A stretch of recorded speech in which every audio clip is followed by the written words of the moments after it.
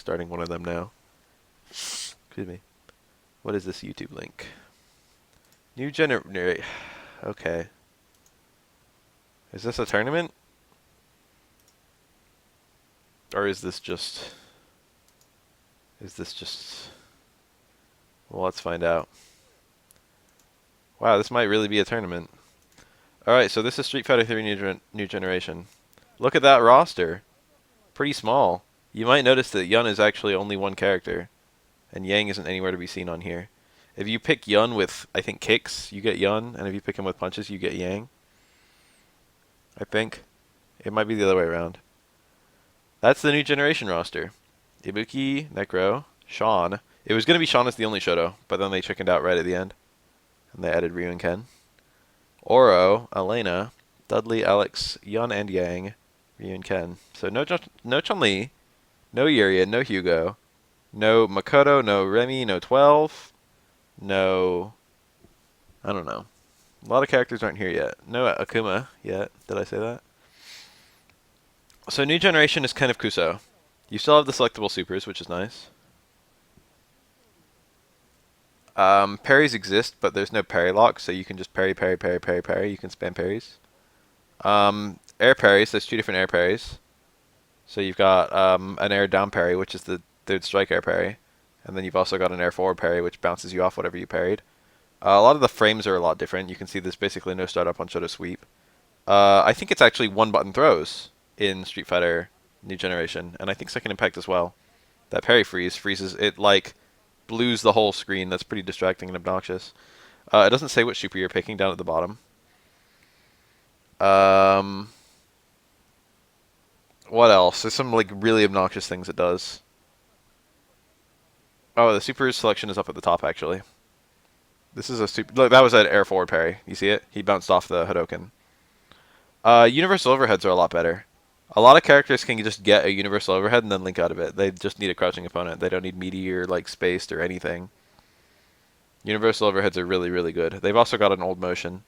It's down, down, medium kick. That had to be unsafe. That was a 2-hit DP from Ryu. He doesn't have that in third strike. They're all just one hit. I think the dash speeds... I don't know. Shotos have really fast dashes even in third strike. Ryu's forward dash is only like 14 frames. Or like 12 or something. It's like ridiculously fast. Ryu has a really fast forward dash. It's one of his big weapons. This is a New Generation tournament, dude. I haven't seen one of these ever. It's only ever like Second Impact. I mean, it's almost 99 times out of 100 it's third strike. But whenever they're trying to just meme on us. So this is a Tengu Stone's Oro. Oro didn't have chicken combo until third strike, so... He's quite a bit different. He didn't even have double jump until third strike.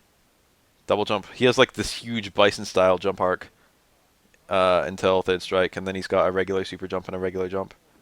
I think super jumps might have been added in third strike, actually. Ibuki's quite strong in this game. I think she's supposed to be number one. Ooh, the dizzy. That punish. Stand strong, 2 hits into jump forward. Hard kick that whiffed because he wasn't at the right height.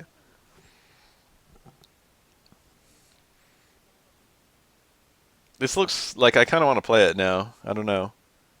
I remember being really frustrated at how stupid Oro is in this game. Well, not in this game. I played Second Impact. That's a back throw. He has a forward throw in this game too. He doesn't have a forward throw in third strike. Didn't I just say that? Supers are at the top of the screen. They're not by the super bar. That's not an infinite, but I forget the rules about that. I forget how many you can do. I don't know how JP works until third strike, because it does change. They redo the way that JP is calculated. Punish? Okay. Visible stun bars. This is already like a really big improvement. That's the forward throw. So that's gone. They actually removed that for third strike. My platformer is trucking along. I do a little bit more work on it every day. I've been thinking about making some videos to show it off. I don't know if this was at the height of A3 dominance. A3 came out in 98 or 99 or something. This was out in 97.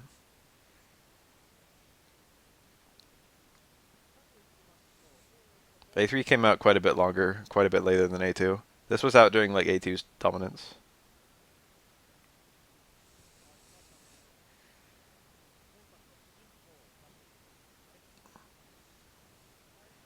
So we got a Yang. Yang and Yan are identical in this game.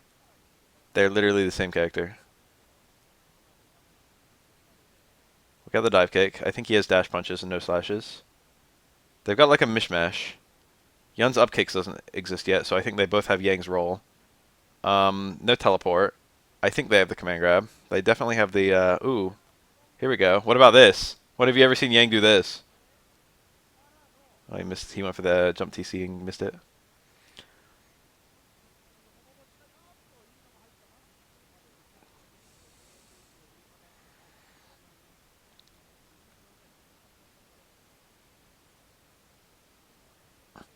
Even the protagonist of my platformer is a spoiler. That's the problem.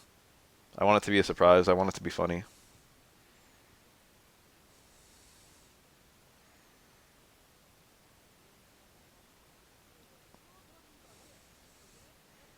Well. Yeah, stages in these games are both quite good. New Generation and Second Impact. People seem to like them. That had to be parried or else it was kill. Hyperball Malix. I wonder if it's a one-frame throw in this game. Or what? How about Ganage and Yang, though? I can say his name. My protagonist's name is, Bunix the Bob Hog. I guess that's already quite a big spoiler. But it's better once you see him.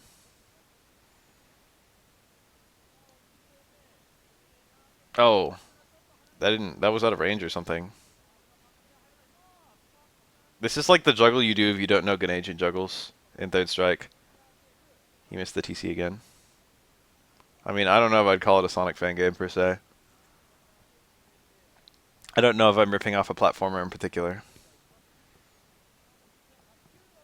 If anything, it's not Sonic at all. It's kind of pre-Sonic.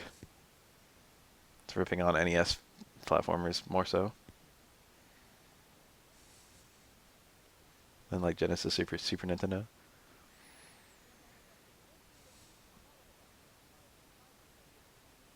This is very interesting footage. I don't know almost anything about New Generation compared to Second Impact, where I know a decent amount, and Third Strike, where I know a whole lot.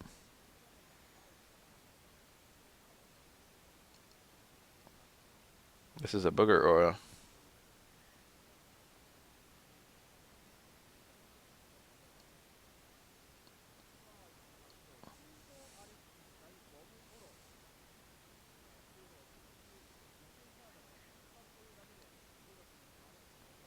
They really overhauled Third Strike from Second Impact. And they seem to be, what the fuck, that air parry? They seem to be unwilling to do that with like Cross Tekken or like Street Fighter 5. They don't want to make it a different game.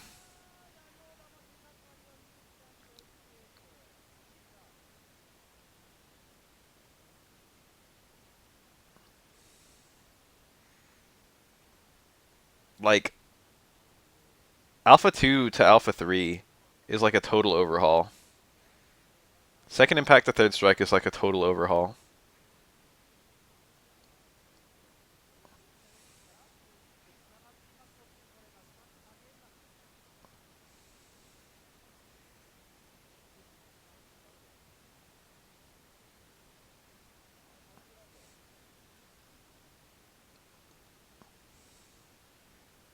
I want something like that for.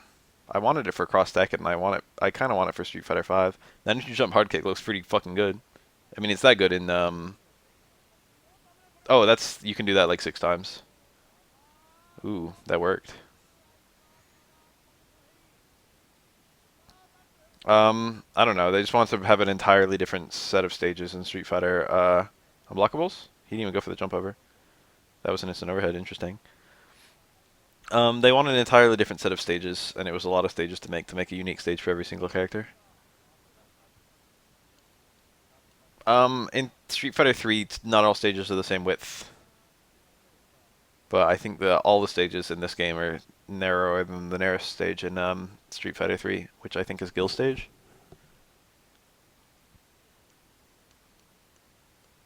Guild stage, then Elena's, I think, are the two narrowest. And then I think the subway is like the widest one. I forget. It's not even common knowledge that they're different sizes.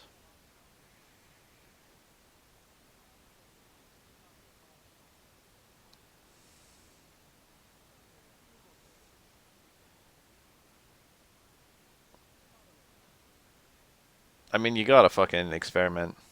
And not all experiments are gonna be successful. This is them trying to figure out what the natural progression of fighting games is gonna be.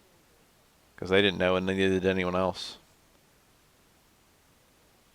There wasn't even, like, people weren't even sure if 2D fighters even could be improved or if they would just evolve into 3D fighters and that would be that.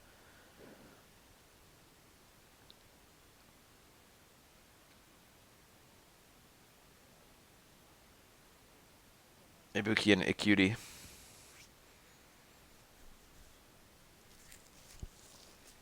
Adding stuff like parry seemed like a really good evolution for fighting games for them, and you gotta admit it's pretty creative. Fucking Ken's forward throw in reverse. It's because throws don't have directions in this game. Any throw can be done in either direction because it's one button throws. A throw animation is based on which button you use, and the direction is based on whether you're holding forward or backward.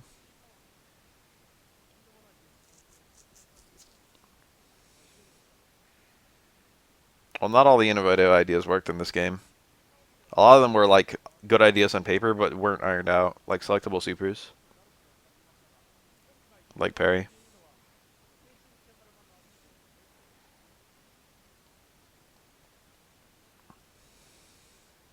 I love the stage. Necro stage is so cool. This is just straight up a Darkstalker stage.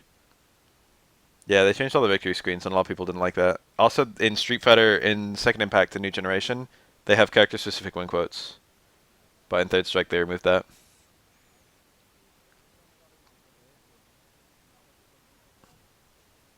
Sandlight Punch. Giving you the score after round 1. Doesn't do that in Third Strike. Got him. Gravity effect, he had to parry.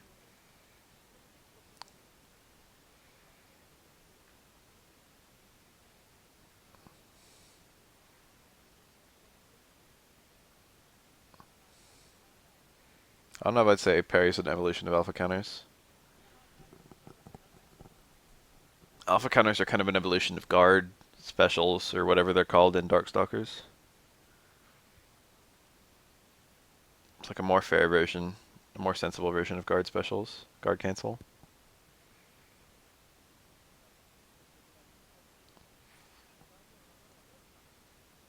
You want to know a game that got uh, alpha counters and viewers is that system? You want to know a game that got it perfect?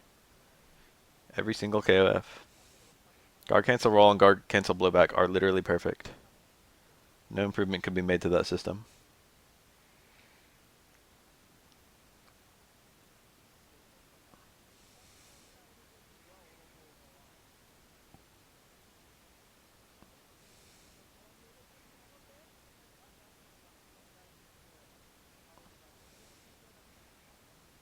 These look like you could just hard kick them, these jumps.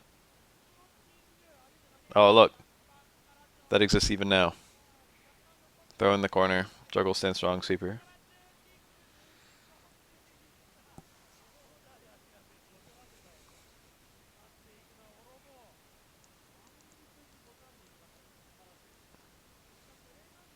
It's Necropart Octopus. There's an octopus in a cage in that stage.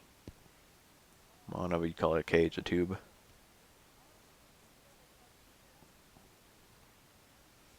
I don't know if there was really anything like parries before parries. I don't remember the first game to have just defend. I want to say it was Garo. And I want to say that was after Street Fighter 3. I don't remember if just defend was in any of the Fatal Fury games. I feel like it wasn't until Garo. But I could be wrong.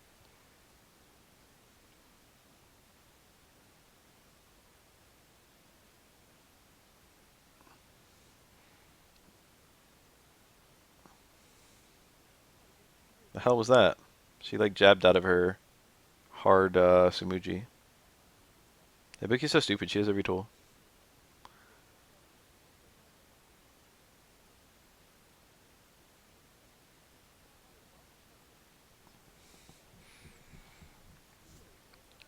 That was a throw whiff. There are no throw whiffs for one button grabs, so that had to be his command grab. It whiffed quite quickly. I think they extended the whiff frames in later games.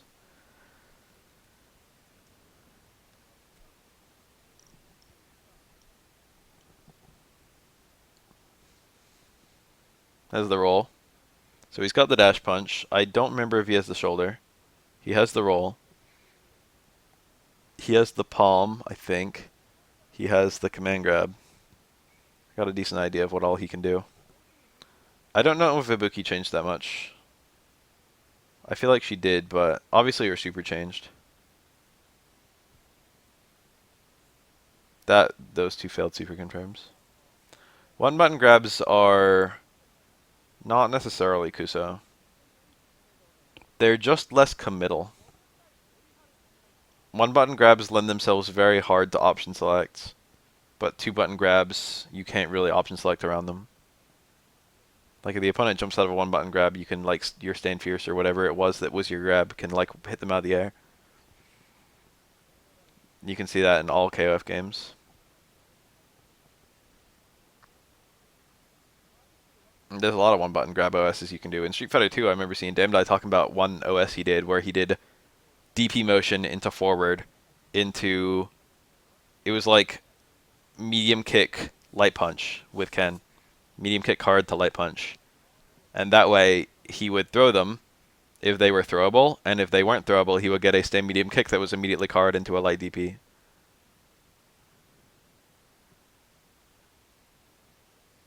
So the idea is, if they did something to become unthrowable, for example, jumping, for example, doing something invincible, old Ken's light DP would just out invincible whatever it was, and or punish it. Whew. Quite a good OS. Yun using Yang Super 2. Nice. An actual Oro juggle.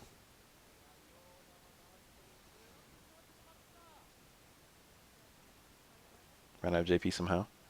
I mean, he would have run out of JP even in third strike with that combo. That was like 1, 2, 3, 4, 7. Second Impact and New Generation were both quite unpopular, which is why Third Strike has a bunch of changes. New Generation, Second Impact is like an evolved New Generation. Third Strike is like an entirely different beast. Second Impact is like bug fixed New Generation.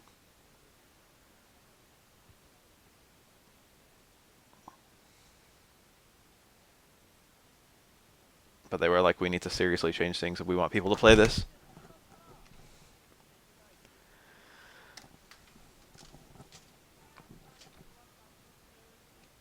Street Fighter 3 New Generation was panned. Second Impact was panned, but less because people already didn't care.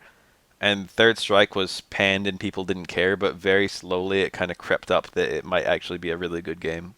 And it's been like that for the last, 19 years. Very slowly people are like, maybe this is a better game than I realized.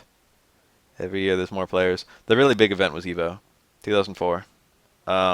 5 years after Third Strike came out. That was like the first time where people were like, wow, Third Strike might be a really fucking good game. The common perception before that was that Chun-Li was too stupid, and that it was just, the newest version of a shitty game series. But then people saw the Daigo parry and they were like, oh fuck, I want this to be me. So that was just a combo out of a universal overhead. What a strange route. Oro has such a hard time comboing out of his stand strong with full juggles. He can actually do, in Second Impact, he can do the jump in stomp as a combo starter, and then do chicken combo from that. Every character in this game juggles like twins do in Third Strike. I don't know if that's Ibuki or just a ninja.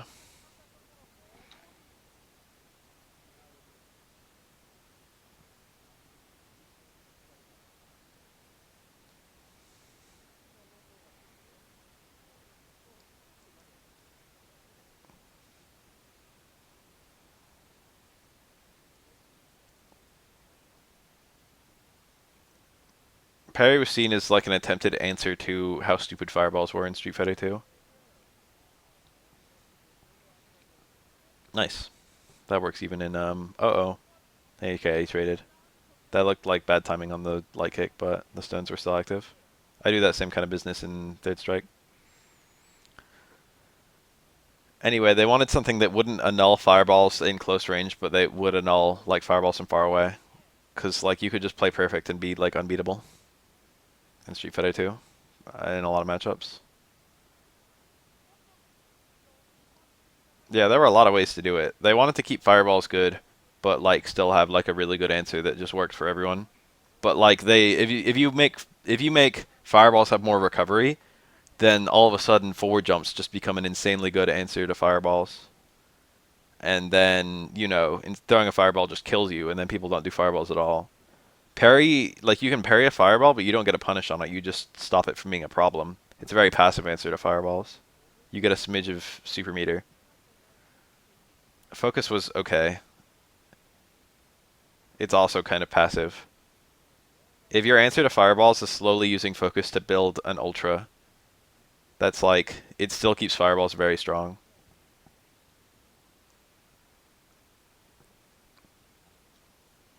It's more fireball frames that ended up being really good.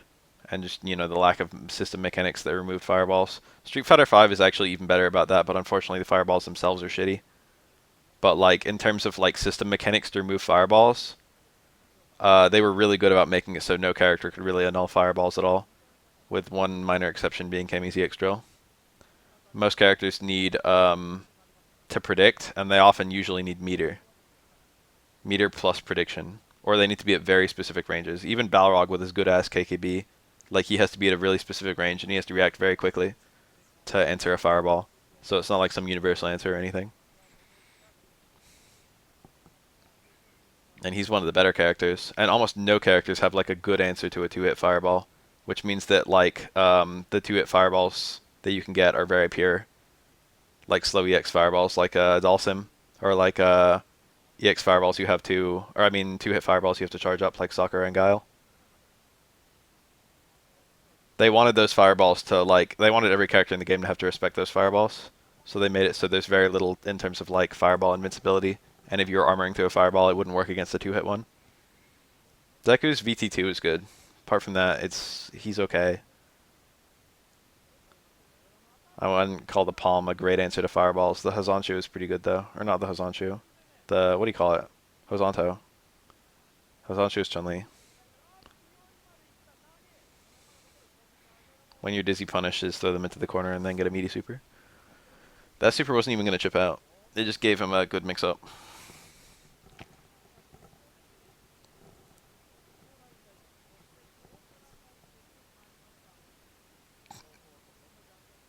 Zeku's kick is pretty good too. But Hosanto needs to be done predictably, and it's like minus.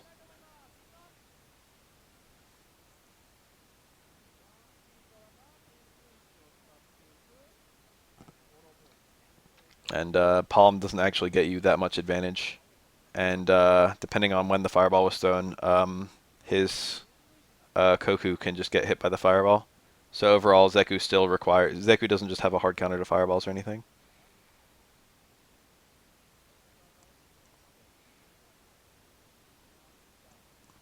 Oro's evilness is supposed to be ambiguous, which is something that's usually lost on people now.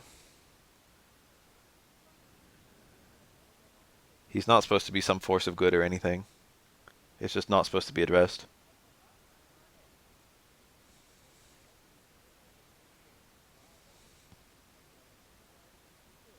He looks like a sketchy motherfucker.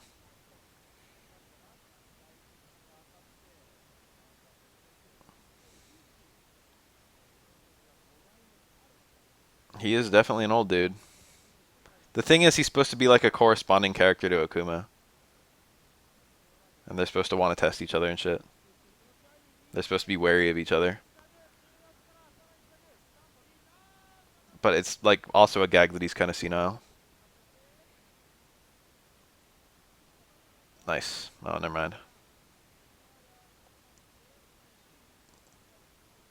Oh yeah, this is I understand this completely. Oh, never mind. Leap attack might have been good there.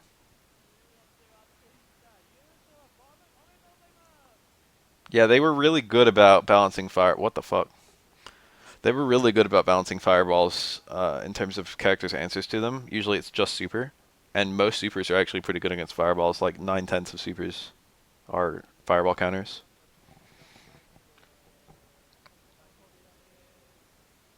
But just they didn't need to make fireballs that shit in terms of frames. I don't know what they were thinking. Is this an SVC Chaos Tournament? I know almost nothing about this game. This is SNK's version of CBS. When Capcom made CBS, SNK made SBC at the same time.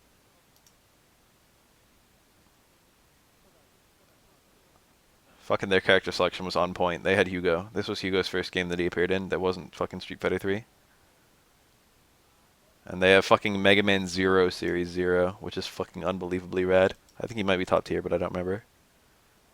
Let's take a little look at this roster. Ryu and Ken, Guile, Chun-Li, Akuma, Dalsim, Sagat, Bison, Balrog, Vega, and then fucking Hugo and Tabasa? I don't remember her. She's from Red Earth. I don't see no Zero either. That's like a solid ass roster of Street Fighter 2 characters. This is like really strong selections from Street Fighter 2. But that's only 2 characters that aren't fucking Street Fighter 2 characters. Kyo, Iori, Mai, Terry, Takuma, Ryo. I guess that's Choi. It looks like Kim. I don't know who the fuck that is. I recognize this bitch, but I don't know her name. Unless it's a man, in which case I don't know his name. I think that's Earthquake or whatever from fucking same show. I don't know who this is. I only know some of the characters on the SNK side. Tabasa, dude?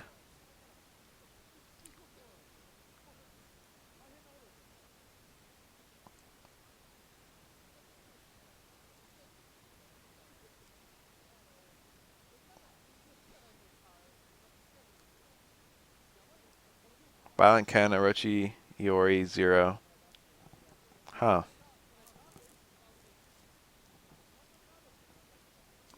I played this game once and I picked Hugo and I was really frustrated that I didn't know how to play him. Because I know how to use Hugo in Third Strike, but the game has different system mechanics, so I didn't know what I was doing. I think it might be a 4-button fighter too, so. The aesthetic is very KOF, you can just see. I don't know how Tabasa works for shit. 1v1. While Capcom went for the 3v3.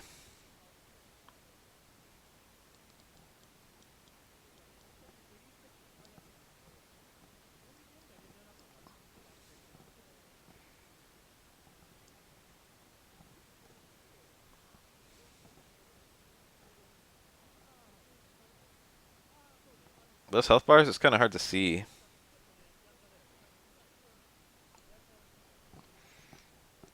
So I don't know that much about Red Earth. I know it's CPS3. It's the same engine that Street Fighter 3 uses. And it's one of the only CPS3 games. It's like whatever the JoJo one, I guess. Plus Street Fighter 3 plus Warzord, also known as Red Earth. I know there's 8 characters in the game, which is a very, very small number for a fighting game. And I think only 4 of them are playable, which is a very small number for a fighting game. It was a fighting game with a 1-player emphasis, which is a very strange thing. And it has like level ups and like continues or whatever. Like you can save your character and then have your level ups next time you play. Something like that. It was like really weird.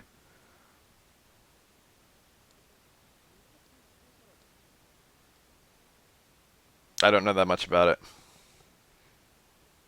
That's everything I know, and it's already not much. The 4 playable characters, one of them's like a lion guy. He was in Capcom Fighting Evolution. One of them's like a ninja. He was also in Capcom Fighting Evolution. One of them's Tabasa, the witch we just saw. I don't know the other playable character. And then the bosses, one of them's like the squid guy who was in Evolution. One of them is like the T-Rex that was an evolution, and I don't know the other two of them. It might be 4 playable characters and 8 bosses. I don't remember.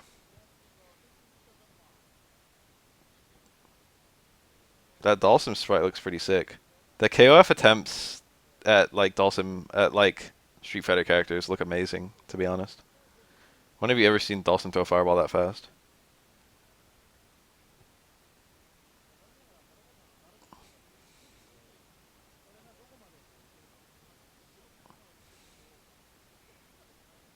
Writing a fundamentals guide for fighting games. Oh, you want me to like list fundamentals? You want me to like look at your fucking list of fundamentals and suggest things to add to it? I don't know, a lot of people have done that. On one hand, I don't even know if you need to do that at all. I mean, you can, I'm not going to stop you. It might be helpful for various people.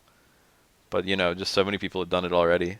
And also, adding on to that, you can just look at one of the other ones that people have done. I mean, shit, I remember seeing the Footsie's Handbook that Sonic Hurricane hosted. Is that a chip kill?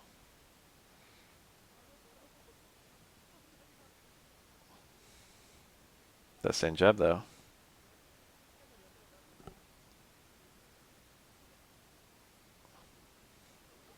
There's a lot of things that could be called fundamentals. Fundamentals like change based on the game, to be honest. People like to say fundamentals are the things that like, what is this? People like to say that fundamentals are the things that don't change. They're like the consistent things that stay between games, but like different skills are important.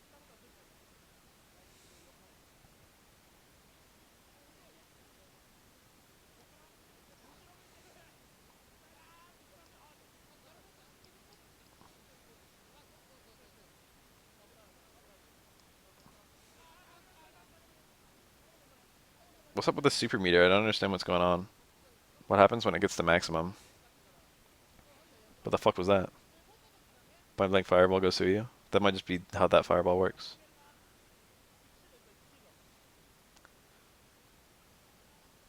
I'm trying to chip out Sim, I guess. Are there guard cancel rolls in this game? Because I would think they would be able to guard cancel roll that. This is really weird. I don't know what the mechanics are in this game. Turns into an exceed. So is it like fucking infinite?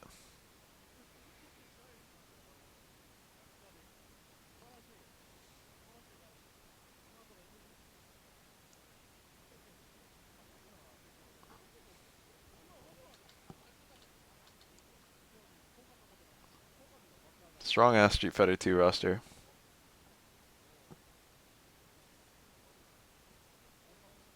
Guard cancel dash. I'm guessing that's different from a guard cancel roll. Oh yeah. That's Sagat. Look at all the startup on those. That's disgusting. Sagat, even in like Street Fighter 4, Sagat has never had substantial startup on his Tiger shots. Nice. It's weird as fuck seeing Tiger shots with startup. Usually they just have a lot of recovery, or none. Or they have nothing on either side. The Sagat looks hard to use.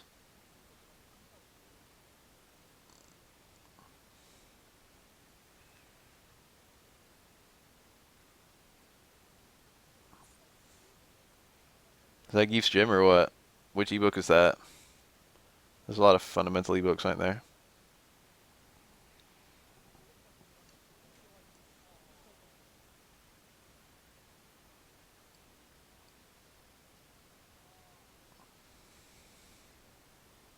I do a lot of videos that have like Street Fighter fundamentals, but like fundamentals for specific games.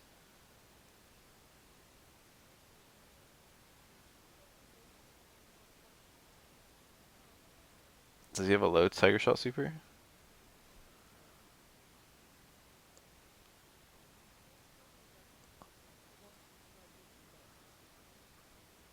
That fireball really doesn't look that good when your DP punishes a sweep. That Tiger knee looked like ass. Animation wise, it looked okay, but it didn't look functional. It didn't look like a good attack.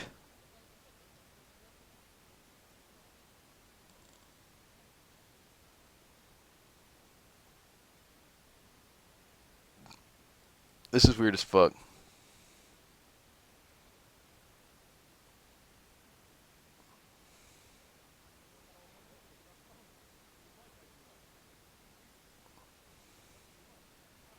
When does the new BlazBlue come out? Or I don't know if I'd call it the new BlazBlue. When does Cross Tag Battle come out?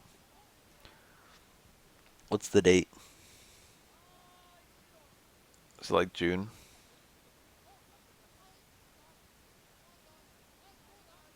A safe. Can't do a hard DP like it was a punish. Wild. June 5th. That's not too long from now. I might pick that up.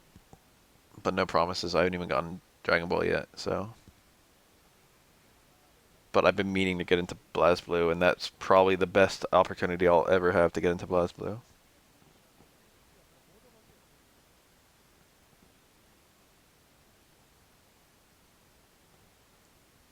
Unless they do like a BlazBlue Exerd, which might not be for years.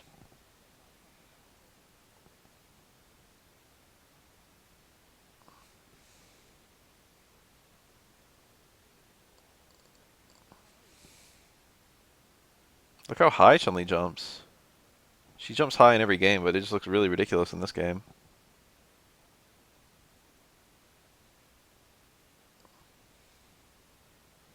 God, she gets a lot of air. What the fuck was that Kikoken? Show it again. That backdash looked really weird. She like bunched up into a ball.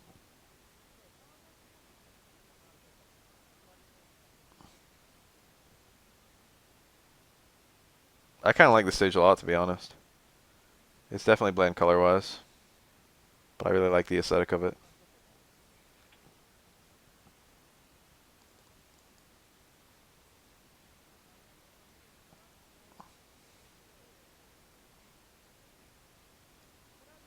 Nice.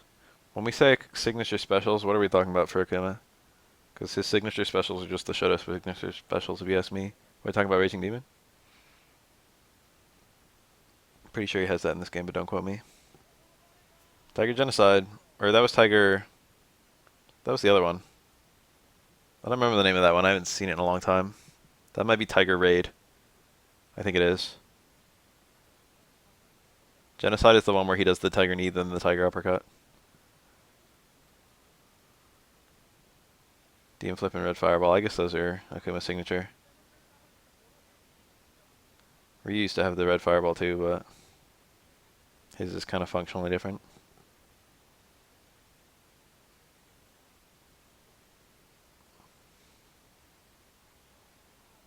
Chun-Li looks kind of fun.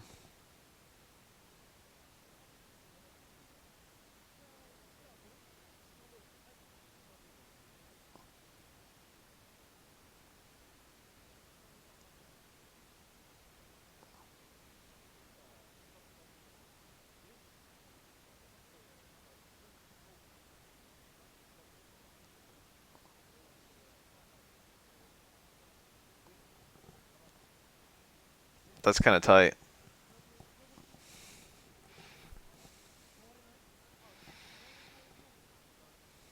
They should make a Street Fighter character who has supers instead of special moves but builds meters like a fiend.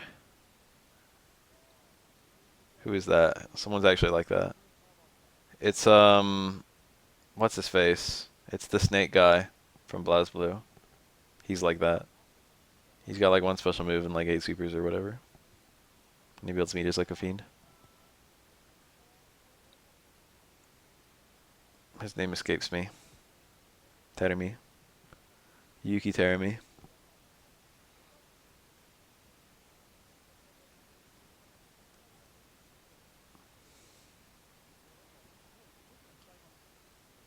CBS 2, huh? Oh yeah, that CBS 2.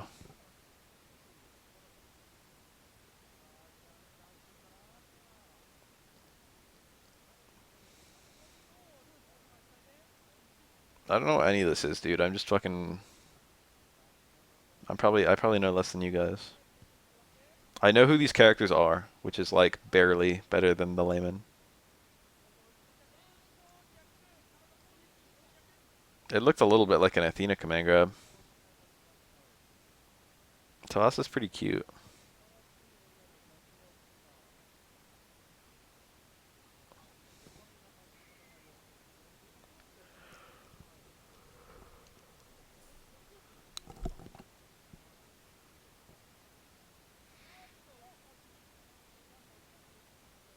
No geese yet. Was geese on the roster? I got to confess, I'll be right back.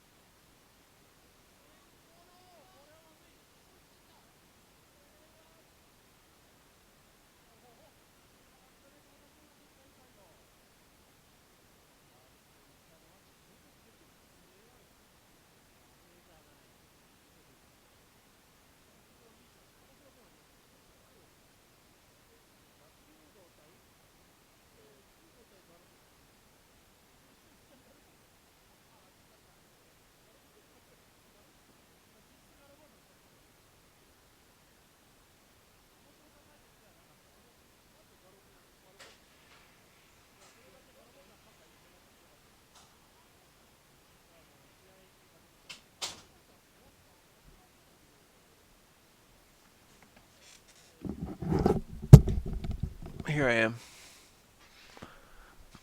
This that girl, Kasumi. She's in stuff, but not really any stuff I've played. I think she's in some of the KOF games, but I don't remember if she was originally a KOF character. She's in crossover games too. She looks like she might be same show.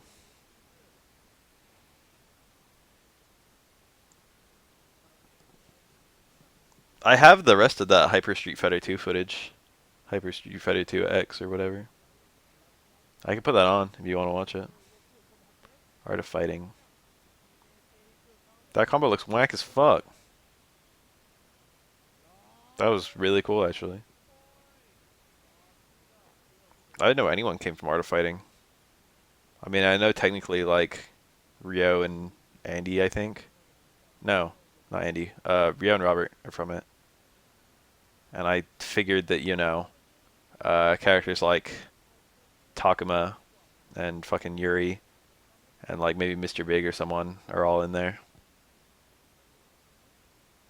I don't know which of the KOF bosses are from Art of Fighting. Is it Mr. Big? Is it Krauser?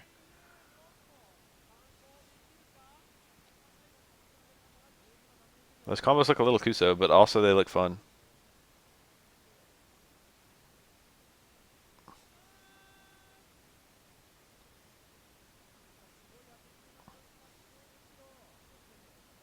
Takuma's daughter? Yuri's Takuma's daughter.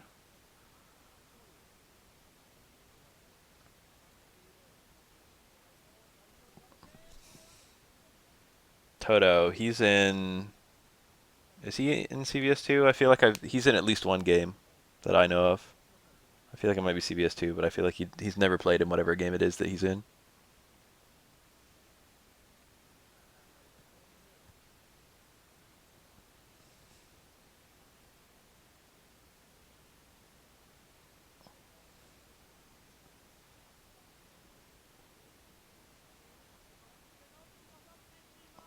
One special move. Remember KOF 12? Remember how Mature was in that game and Vice wasn't it? Isn't it kind of weird when one of them is in a game and the other one isn't? Mature had like 2 special moves in that game. There was like a 2 special Mature. It was like a literally unfinished Mature was playable in KOF 12. I'd love to show off KOF 12 on stream sometime because it's like a delightfully Kuso game. It almost looks like a good game, and then you explore it even a little bit and you start to realize how stupid everything is. Like, every little part of it is a bit broken. The thing is, like, all their budget went into this fight work or something. And a lot of the mechanics are like... It was like they tried to just bring the game to the people.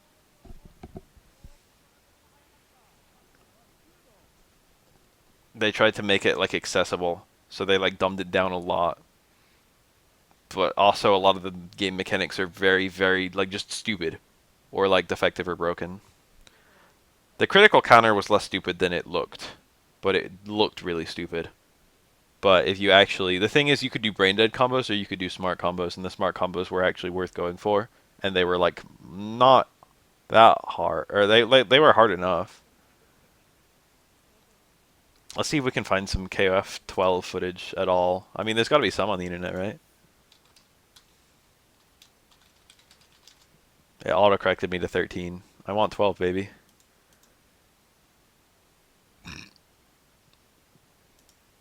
Nine years ago. Here comes a new challenger. Let's get a look at this roster. So first of all, this game has no teams. So it's just like... Or no canon teams. So it's just all these characters. So 3v3, and look how fucking tiny the roster is. Kyo, Ash, Iori, Andy, Kim, Robert, Benimaru. That looks like Shen, Joe, Leona, Athena, Kenzo, Dolan, Chin, Ralph, Raiden, Clark, Terry, Daimon. Who the fuck is that? Is that Rio? Yeah, I didn't say Rio already. This is really like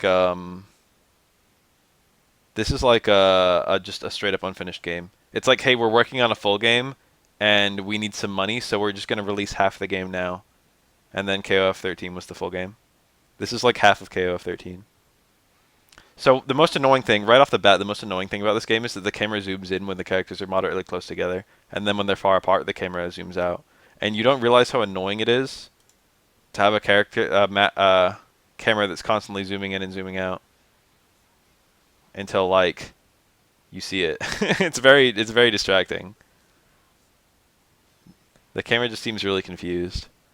A lot of the systems don't really exist. Okay, so you can't stock multiple supers in this game. You just have a single super, and that's that.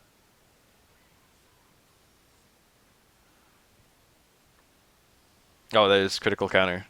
Oh yeah, look at that. Oh, we got a critical counter in reverse. Okay, he seemed a little bit more aware of what you're supposed to do with the critical counter. One super bar. Street Fighter 2 style supers is so stupid. There are like enough characters to make a canon team in this game. Like technically the full Team Japan is there, and so is the full team Art of Fighting. But like a lot of characters, their full team isn't present. No, this game looks good. It doesn't animate that well, I guess. Visually the characters are just the same sprites as the... Oh my god, this is so stupid. The sprites are just the same as KOF 13 later down the line. Yeah, the physics are the things that look really stupid. So the way critical counters work is every character has one normal. Usually it's close C, but sometimes it's close D. They have one close heavy, which causes like a special counter hit state. You might call it like a crush counter. And then for a little while, all of your attacks have like basically Ganegian properties.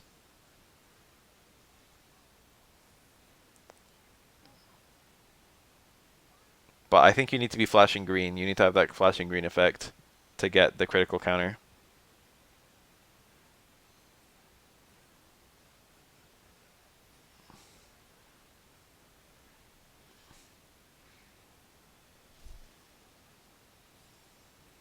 This is 2009 footage right here.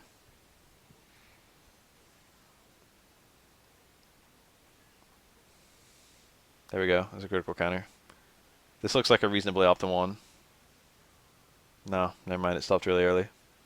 You got a lot more time than that, I think. I think there's high scaling that applies if you do the same move over and over. But if you have like a smart way of mixing matching your attacks, you can put together a pretty high damage combo.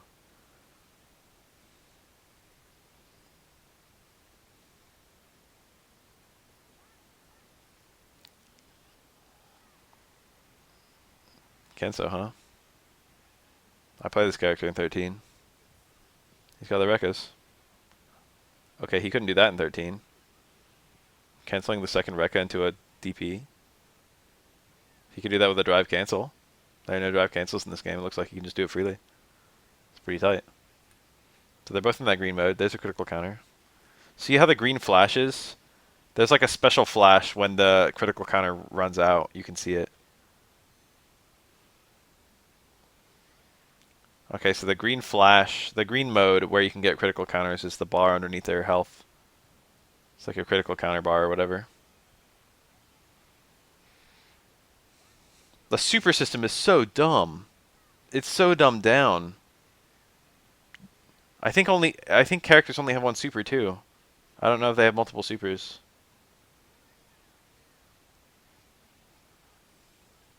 The thing about KF series is that about half the games are Kusoga. That comboed. What do we got? That didn't look too bad. Oh, if you do a super during a critical counter, it gives you like an EX super. That's a thing. You get like a more powerful super. If you are in the green mode and you get a critical counter, then if you do a super during that combo, it will be like a super super.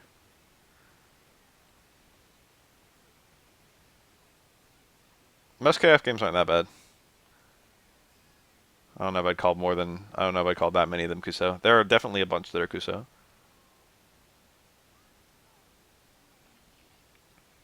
Depends on your definition of Kuso, I guess. A game only needs one really stupid broken thing to be Kuso. That looked like some kind of guard break. Was that like a charged blowback attack? That looked really strange. I don't remember that being a mechanic, but I don't remember that much about this game. You can see the little flash whenever they do their critical counter normal. That little flash there. That might use up some of your meter to use. Aren't really Kusoge. Those are the best ones. They're not Kusoge at all. 95 is supposed to be alright. 97 is supposed to be alright. 2000 I think is supposed to be okay. 11 is quite good. That's like another 4 that aren't Kusoge, I think.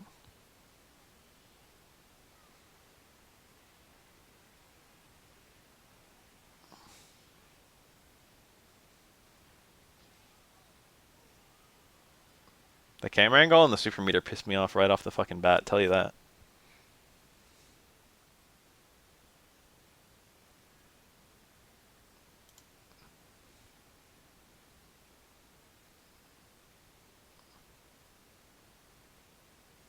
I don't even see Mature on the roster. I think she was added later. There were like 2 characters that were added for the console release.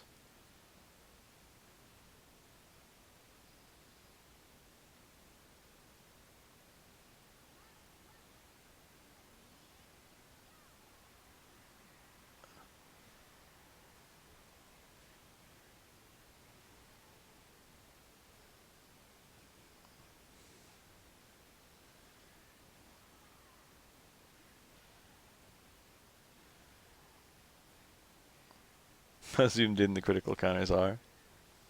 Let's get a good look at it.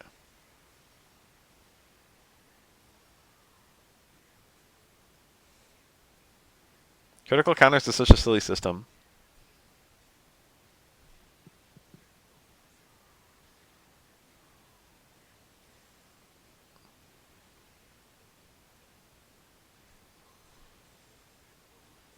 Head crusher.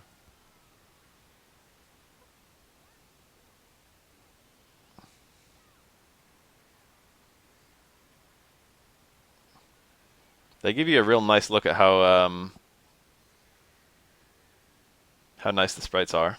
Anyway, with that camera. Whoever has more meaty or close C has more priority. What the fuck, really? That's hilarious if so. Like they can't trade and the guy who has more meter wins. Alright. I'll look at some maximum impact. The grab.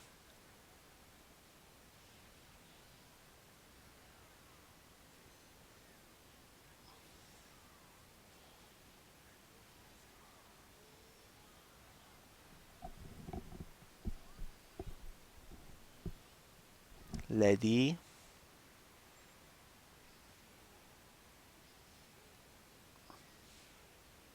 Did this game debut Clariori? When did Clariori come into being? Was it 11?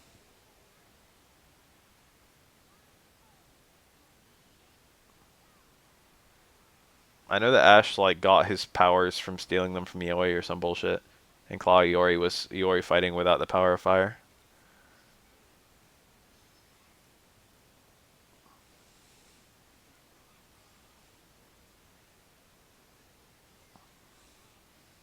Oh, let's see.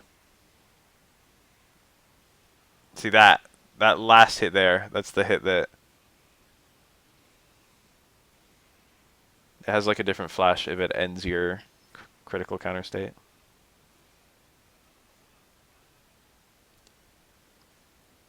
It's like a really, really bad hyperdrive system. It's like, let's see what kind of creative combos people can come up with, but there's not actually that much room for creativity at all. Whereas hyperdrive had a ridiculous amount of creativity to it. People were still finding really new optimal combos, and there was like a lot of executional stuff.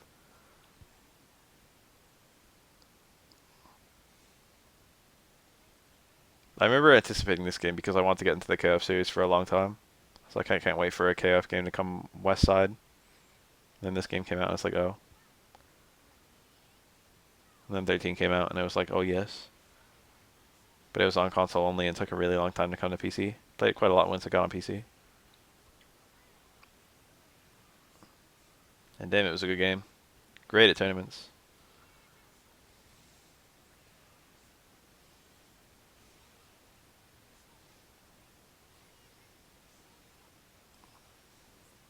What a strange punish.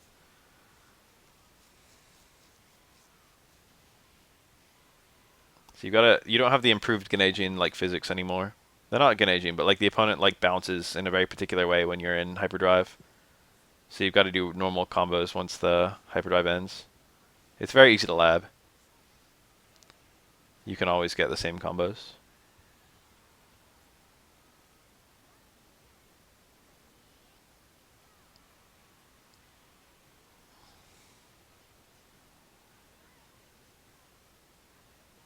All the physics are okay, but they're just KO physics, so of course they're okay. The super meter is such a downgrade. Good lord. People just get really dumb about their it's like crush counters but a lot worse. Because they're like on your best normals. A lot of crush counters are kind of like, you know, unsafe or committal. Or just not really amazing in that way. But in this game, like safe, like fast attacks. Close heavies are like in a lot of KF games for a lot of characters, they're your fastest attacks. Having a close heavy be like your max damage, like, you know, special counter hit state, whatever. You just see both players just spamming fucking close heavies like crazy in this game. It like encourages mindless play. It's like a dumb mechanic on like a lot of different levels. I swear there's some characters where it's close D. I could be wrong.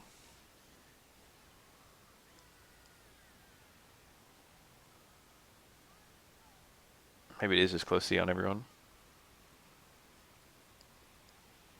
It's been in close C on everyone so far.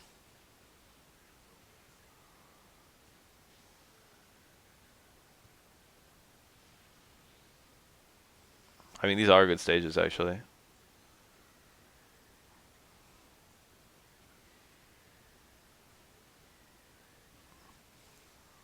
Alright.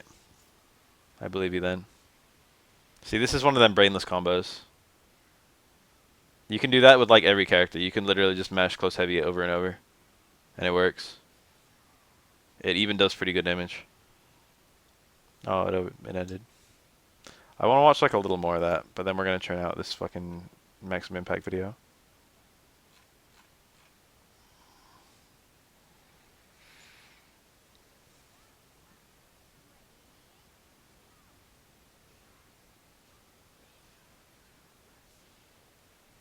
That was a combo.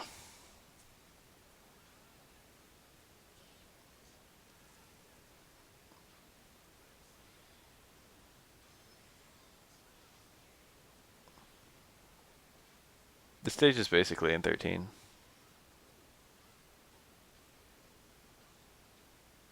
They definitely recycled it.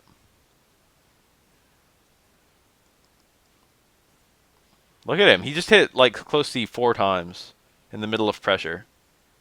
In the middle of him being pressured. That. Do you guys see that? That's this game. Wait, let's count them, okay? Walk up, close C, close C, close C, close C. He's already out. Never mind. Not 4 times during pressure, but you know.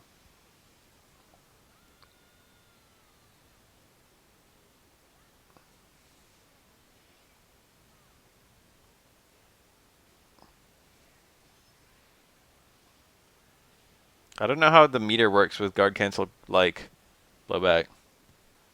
I don't know what the resource being used is.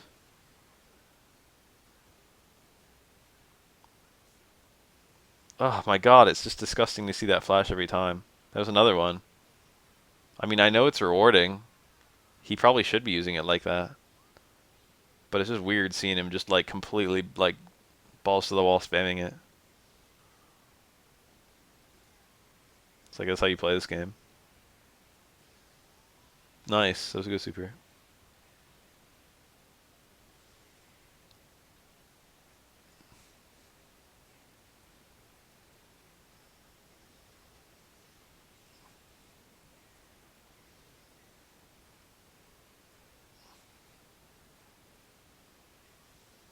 Nice.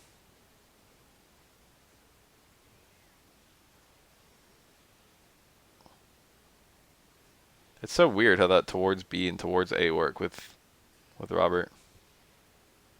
Very unusual character. That looked like a guard cancel blowback.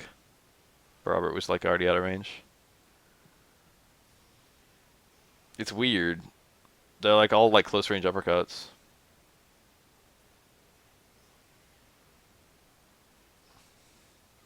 Yeah, a lot of characters themselves are simplified.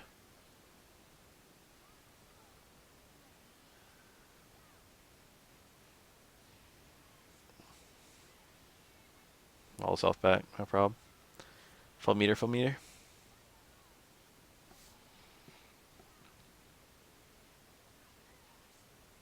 No meter. It must be bad for other reasons. That looked like one. It's really just free. That looked like a charged blowback. Can you bait it and punish it, I'm guessing?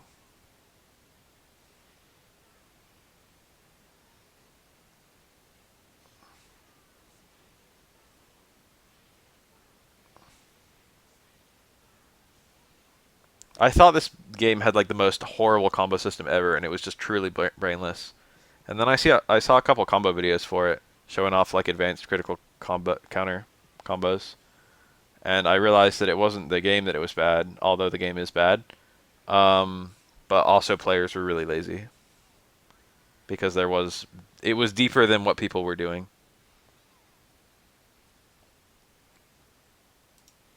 People didn't really learn the optimal shit. Can't blame them though. Put too much time in this game, you probably just get the idea that it's probably not worth it.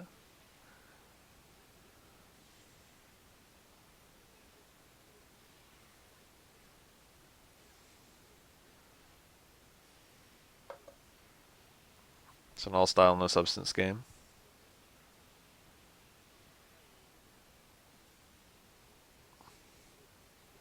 It has the beginnings of a lot of really good ideas. That's why I like to call it like, you know, beta 13. And all the really good ideas are like refined by 13. Okay. Unsafe on whiff, unsafe on block, and not fast.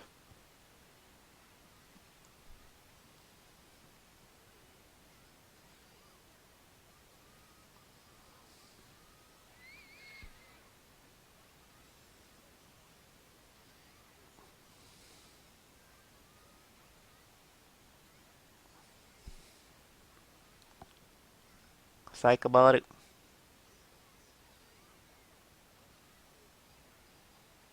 I presume that's still an overhead.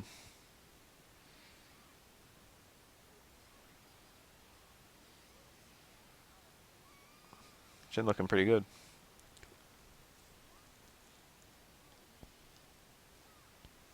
Chin was like secret top for like the entirety of KOF 13. It took a really long time for him to actually get like unlocked.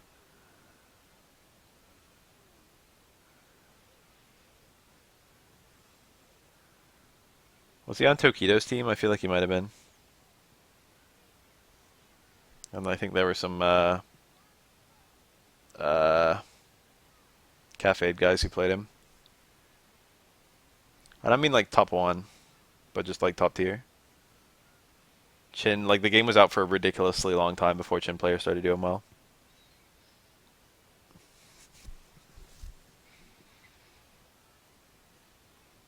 Well, Chin players always did pretty well. Before Chin really got unlocked and started being, like, shown off. There we go. That was pretty cool.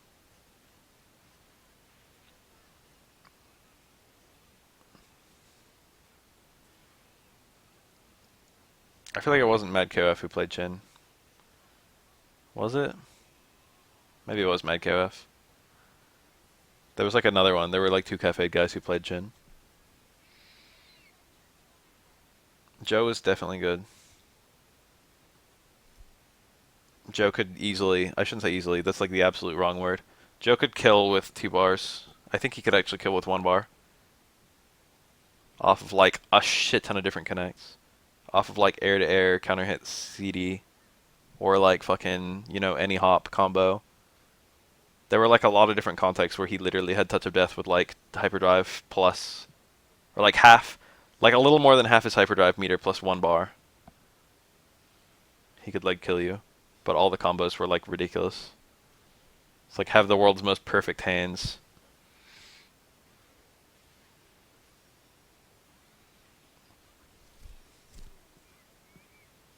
And fucking don't drop the rest of this.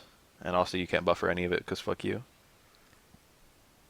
Starting and stopping hands at perfect frames is a nightmare. Hands are already a nightmare even when like the game allows for them to be buffered in really easy ways. But with Joe you need the hands to start on very specific frames that aren't necessarily the reversal frames. And then you also need to stop them on specific hits. It's a nuisance. Can't Leona just get a bunch of her charge down up punch in a row or something? I remember she had like a really kind of cool, silly combo. Moon Slashers. Which one's Moon Slasher? Which charge move is that? Is that the one where she puts the ball in the air?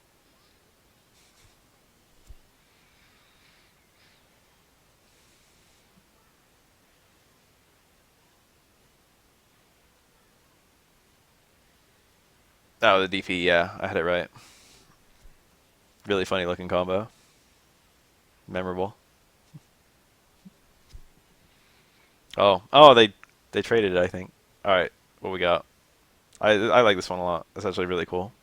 Oh, that was a failed seeper maybe, or maybe he meant to do that and it's just supposed to juggle.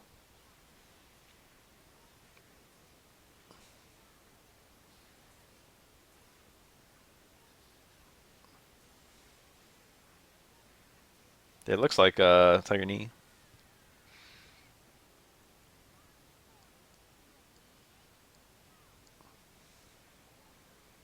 I love fucking the sound effect when Daimon runs.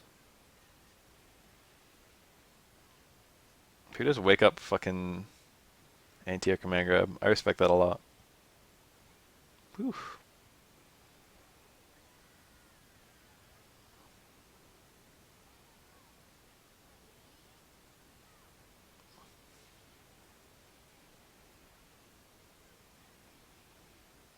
What's up with that quarter circle forward B or whatever?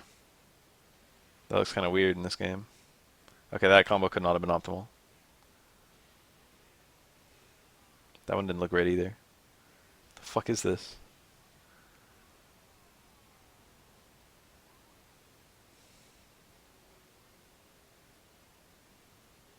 Alright, let's check out this.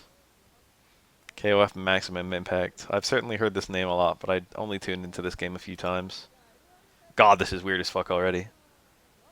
Was that fucking what's her face? That's that girl from Metal Slug. There are a lot of Metal Slug characters in KOF, but I don't know about a lot. I was gonna say Ralph and Clark, but they're actually Ikari Warriors, aren't they? I don't know if they were. I think they were in a Metal Slug game.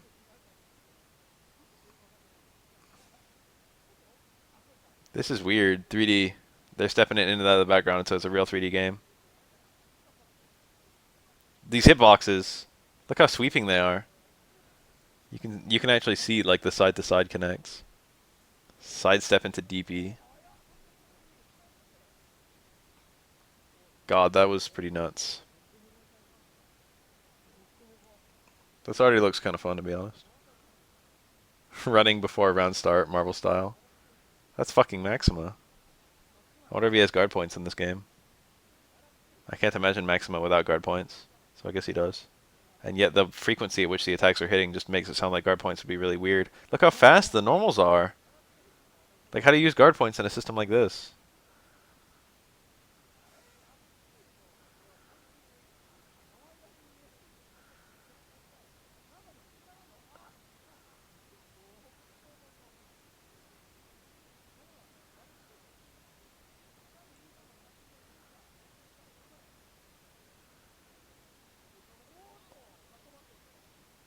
Billy Khan.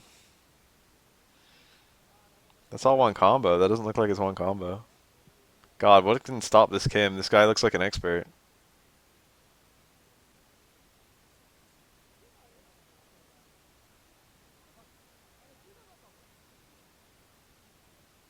Are all characters combos as stupid as this Kim's? Or is Kim just insane?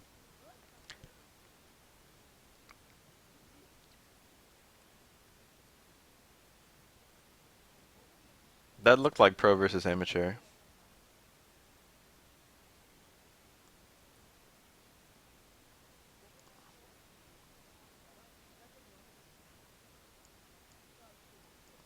When the fuck did these games come out? Whoa, I full screened it. I didn't mean to do that. Did it fix itself? It looks like it did.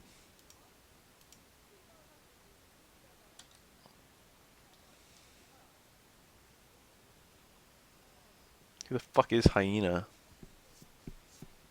I want to look at the roster, but I'm not even sure if I can recognize the characters based on what they look like. Who the fuck is that in the middle? It's like fucking Ryu but dumb. Ryu but evil.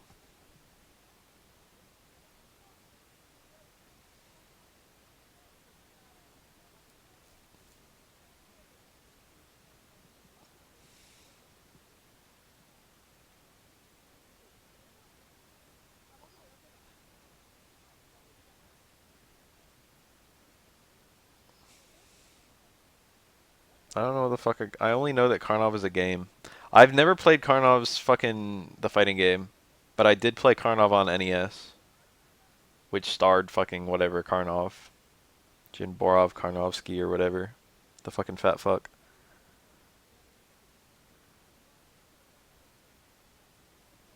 Yeah, the Wario Ryu. That's what it is. I was gonna say what's his face. I don't remember his name. The badass fucking overlord from Makai Kingdom. It looked like that plus Ryu. I don't know what the fuck is going on. There's two hyenas on the screen.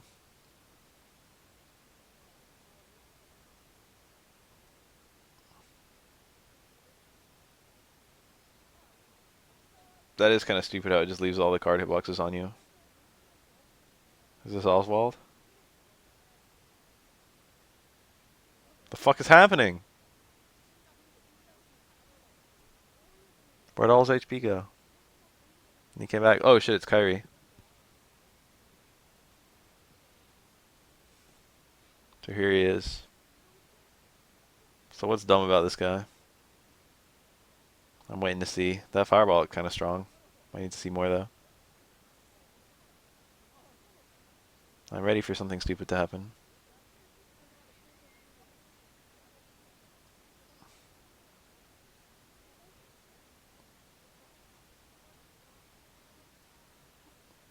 Oh yeah. Hadokens and shit. This all looks fairly ordinary so far. So what is this? It's like a move where he dies and then like can get up? He did it again, I think. The fuck is this?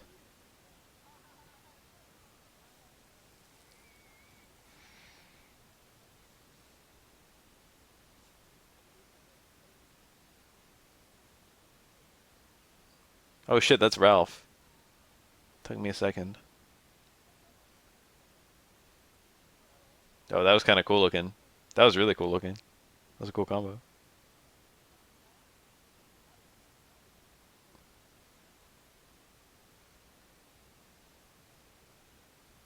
I really like how that goes into like an OTG grab to a hit. Kind of reminds me of Geese. What are these Ralph attacks? This looks so not Ralph. The only thing that looks even a little Ralph about him is his clothing. And even that, not too much.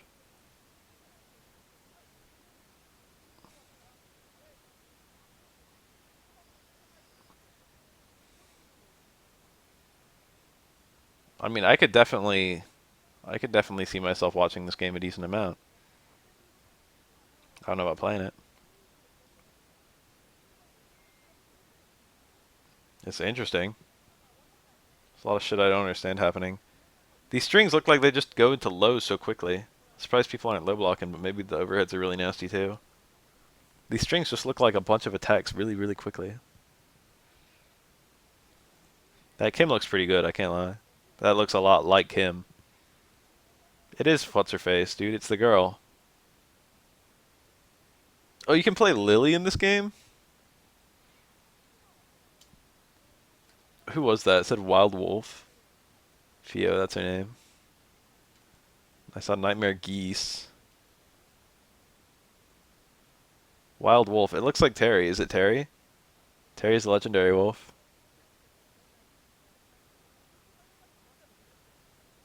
Hattori Hanzo.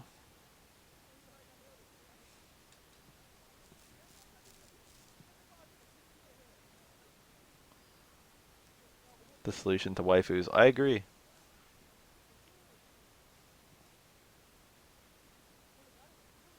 Dude, what the fuck is this outfit? More fighting games need this fucking outfit. Tekken got it right. Tekken had like an entire, in Tag 2 or whatever, they had like the whole patch that was just like fucking swimsuits for everyone.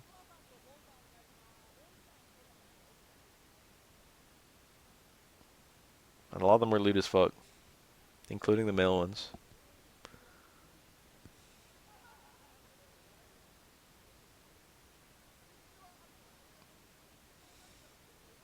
This is Kyo Kusanagi C. Should I be nervous? What does the C mean? These attacks look very vaguely like Kyo's. Like that's this weird ass DP kick thing. That was a fucking Shiki. 108 fucking Shiki or whatever. That was the DP.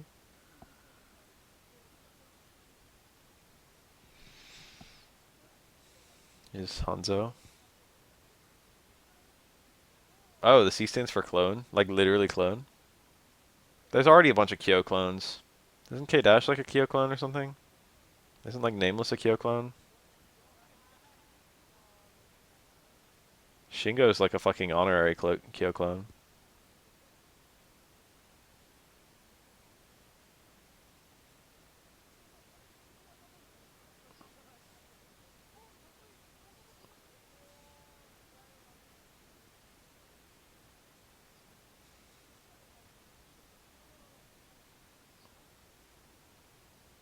Shingo's just a suck up. There's nothing up with him. He just thinks Kyo is really cool, so he acts like Kyo and dresses like him. He doesn't have fire powers though. He's like a gag character.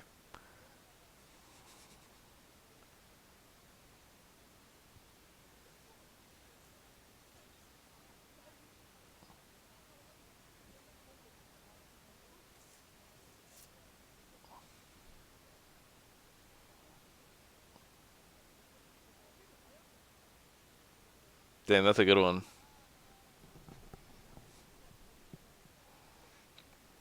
I feel like there's another one I'm forgetting. Maybe several more. Theo, dude, what the fuck? Did she pull out a gun? Does she die in one hit? She did pull out a gun. Does she have like aliens as part of her attacks?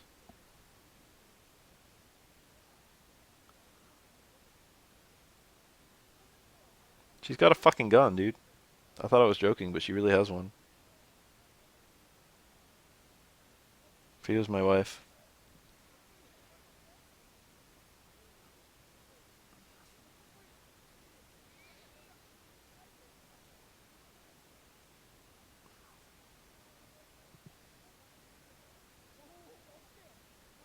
Jesus. Probably actually killed Mai with that one. This is Terry, dude. This is fucking. This is late Fatal Fury Terry. This is like Garo Terry. I actually really like this Terry redesign, but they don't use it for shit. He looks like this in Garo. He looks like this in uh, I think KF11, and that's like all. It's such a good redesign. Terry has a 10 out of 10 design, and this redesign is also 10 out of 10. Yeah, Dad Terry.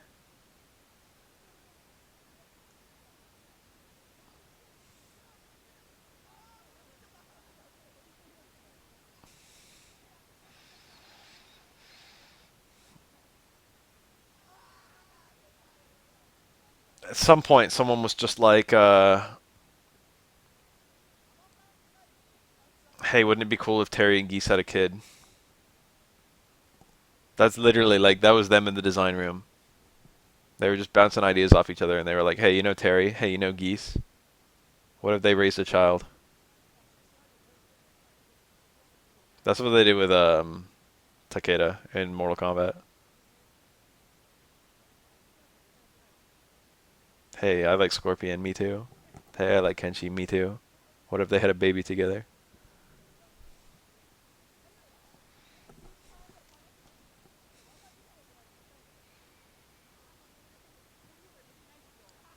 I saw Rock. The fuck is that? Was that really still Rio?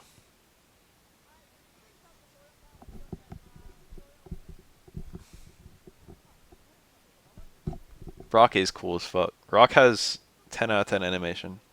Maybe the best animation I've ever seen on any fighting game character. Is her last name Bart? Like Beard? Fuck's up with that? Yo, this outfit is lit. If I played this game, I'd pick this character and this outfit. Just to have the fucking Urian red skin. Wario Ryu.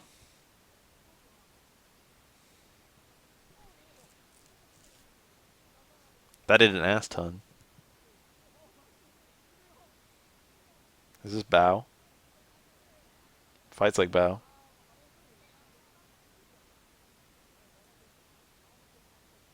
It's like Bao meets what's her face? The chainsaw girl from Tekken.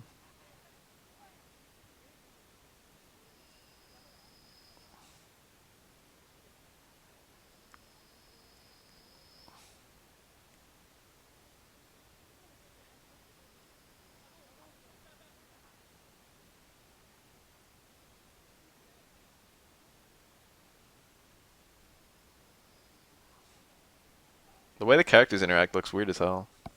Alisa, yeah. Her animations look a little bit like uh oh my god, I'm not good with names tonight. The I don't remember her name. The weird fucking Robo idol lolly from KO14.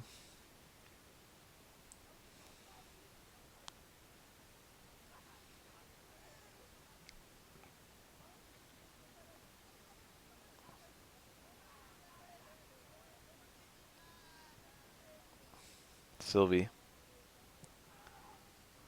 Yeah. I got it just before you could say it. Sylvie Paula Paula.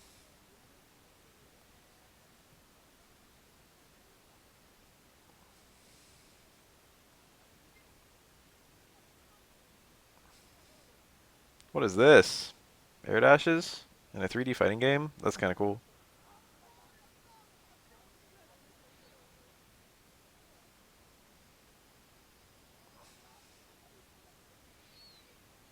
That's a dab, dude.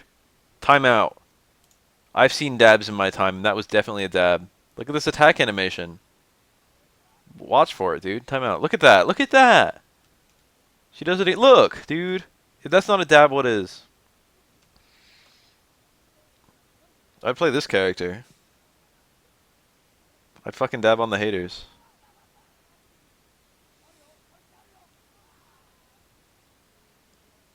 That's a big hitbox. Dude, that's literally like a dab block string.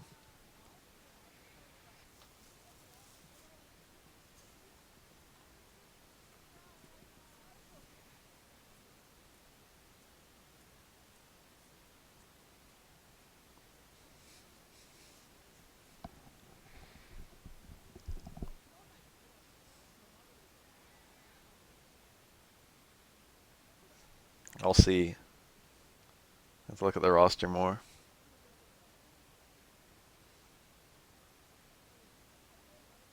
I like this guy's face.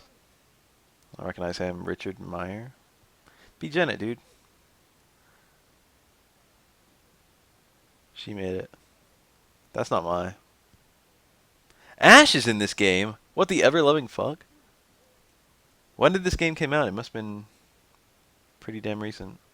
I guess Ash is as old as KF11, which is pretty old now. 2006 was this game's release date.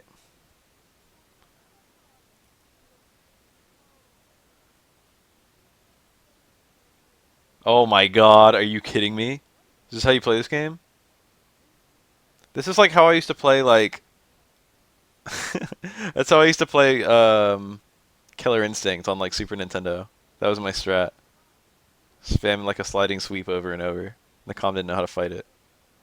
This guy's playing this game like I used to play fucking comms in Killer Instinct. Ash is that old? I thought he had like, I thought he was 11, 12, 13. And that was it. He was in 03.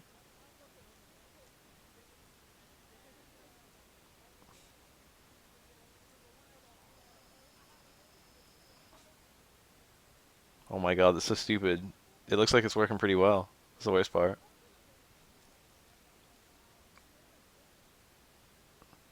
I always picked Spinal.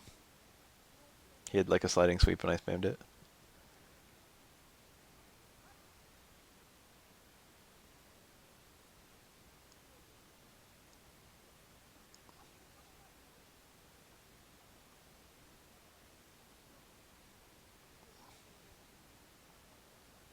This Mai is whack as fuck.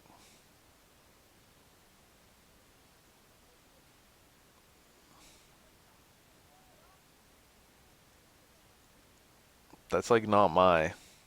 She stands like Mai.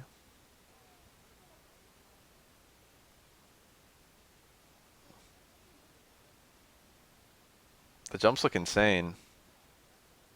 KO, like Tekken jumps aren't that good. Like hop kicks are good, I guess. They're rewarding. And I think they're also like low crushes, right? But this game looks like it's got like full Street Fighter jumps, like KOF hops, but in a 3D fighting game. The tiny ass jumps that just lead to full combos.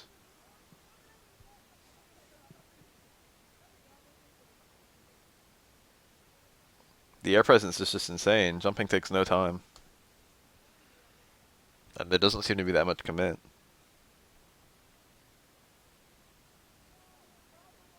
Is this guy capoeira? It's hard to say because he's not standing still.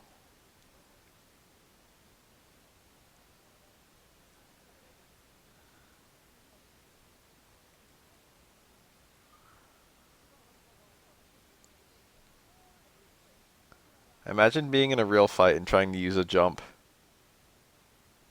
Like offensively. Imagine jumping in a real fight. You know, I've seen some flying knees in UFC. You can't do a flying knee if you're not jumping. That headband just makes me think of Kyrie and his long silver hair.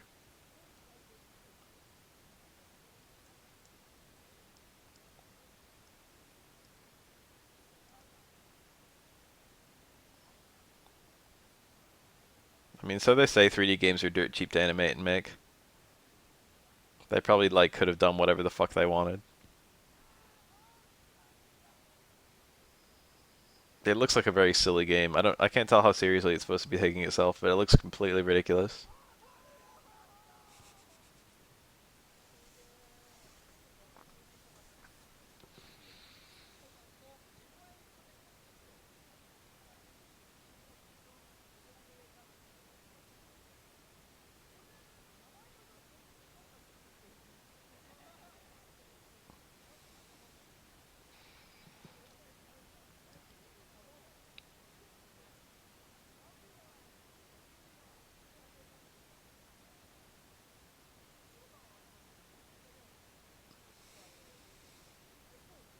That Kim alt.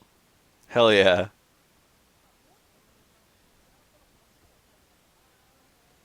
Athena's cute. Athena's cute in every game.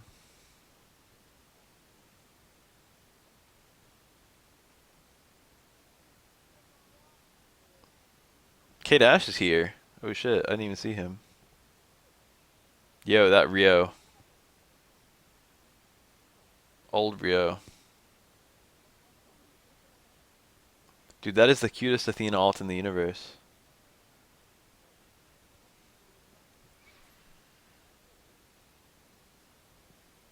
Here she is. Throw some fireballs. Psycho ball!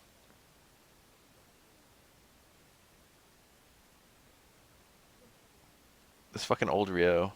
Oh my god. Okay, what's going on? He hasn't done a damn thing except fireballs without moving. And the first time he got knocked down, he did wake up DP. Bet he'll do another one. He did. This is me playing this game right here. This is how I play.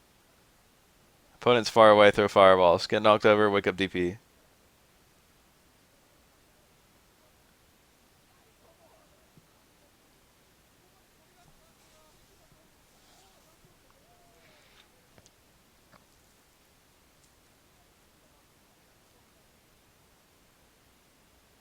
Jump CD, jump CD, jump CD. I respect the way this guy plays. I know he's walking in.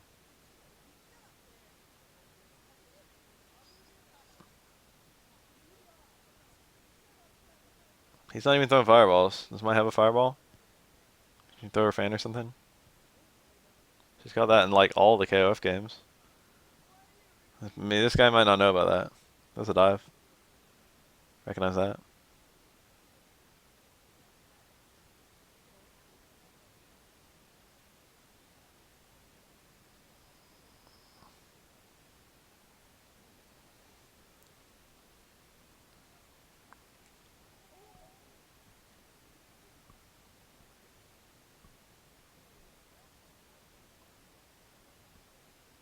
That jiggle physic.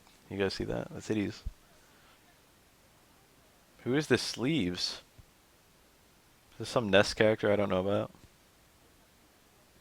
Probably is. Jump C, jump C, jump C perhaps? That looks pretty obnoxious to be honest.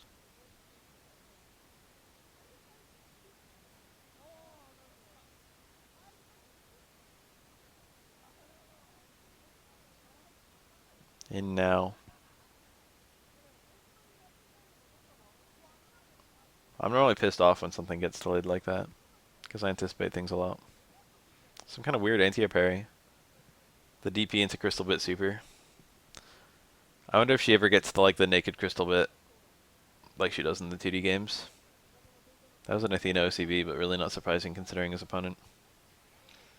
Oops, I clicked on this. How did that happen? I see one very sleepy boyo. Oh, that is a sleepy, sleepy boy. Oh, is this even a living opponent? Yeah, it's not. Training mode.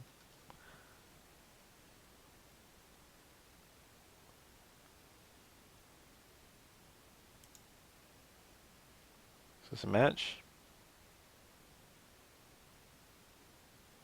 No, still training mode. They're just testing it out? Show me the matches. There we go. I got pretty deep into this video.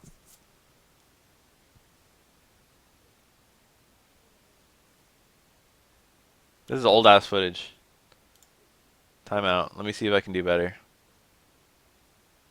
Give me some modern shit.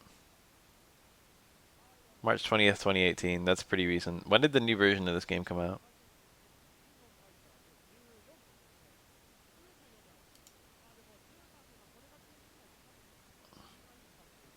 Muy muy.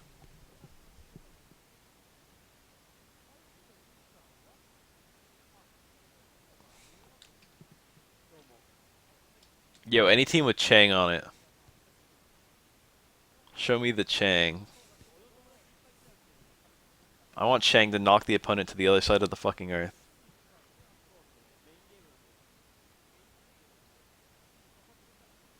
Damn it, this is just pre-patch then. Chang looks like he has okay normals. But the combo ability being as stiff as it is makes him look like he can't possibly be like a high tier.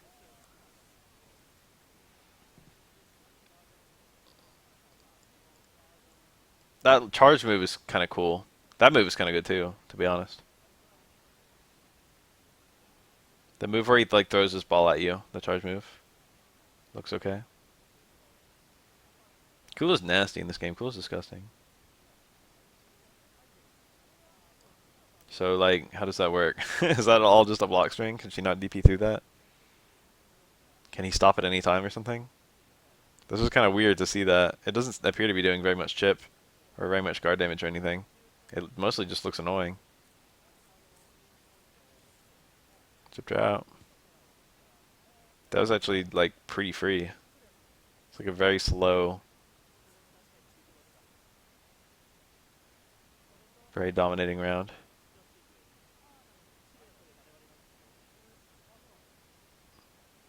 I like Mui's standee. That. I like that normal. Looks like this guy likes that normal too. Normals are so concise in KOF because you don't have that many of them. They pack like every normal has like a very important, often multiple purposes. Like useless normals are just so few and far between in this game because they have to pack a lot of different functions in a very small number of attacks.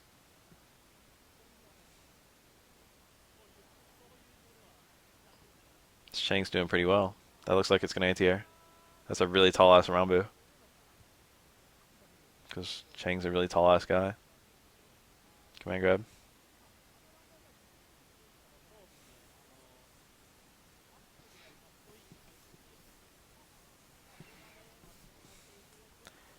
Chang is a weird character. He's like a legacy character. He's got a bunch of stuff that feels dated now. He's like a neutral oriented gimmick character. It looks like they, tried and maybe even did a really good job in balancing him. But it's just kind of weird seeing the way his attacks work. Everything's so committal. Like long ass animations on everything. Giant range. It's a raw activate. I wonder what Chang's EXs are like. Usually the raw activate is if you want to use a lot of EXs.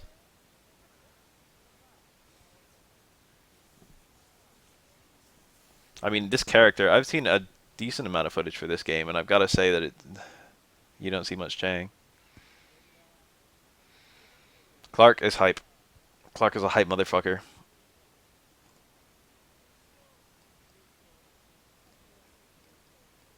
Clark is one of them hard read characters. Always satisfying to see them. 2 bars is like the magic number in this game, I feel. Even 1 bar is like amazing. A max mode combo does a lot of damage. But max mode plus EX super is just fantastic. You just get such good returns for the meter invested. He can't. Oh, okay, yeah. I was gonna say I don't remember if he can super cancel in KOF 13. You need to use EX command grab to be able to super cancel the run elbow. But I was about to ask if you can do run elbow super cancels in this game anytime or only for EX.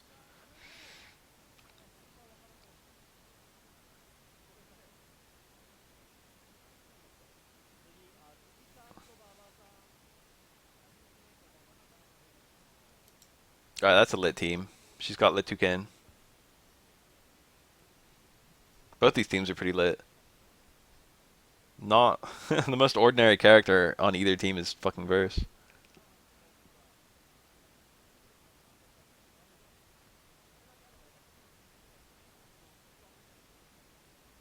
And it's not like Verse is that normal either.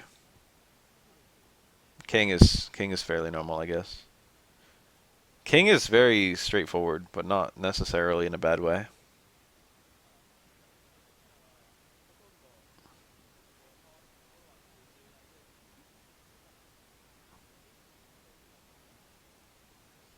All I know about Tung is that his combos are unusually high damage. Or not that his combos are unusually high damage, they're like okay. But he has routes that are unusually high damage. But they're like hard to do. They're like instant air. It's fucking the spinning punch attack. That projectile looks fun to use.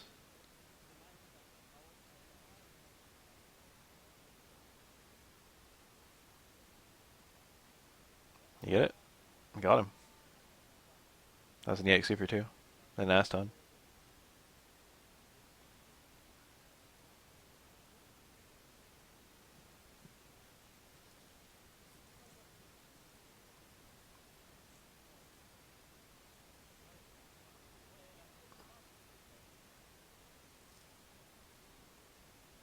These are very cool teams.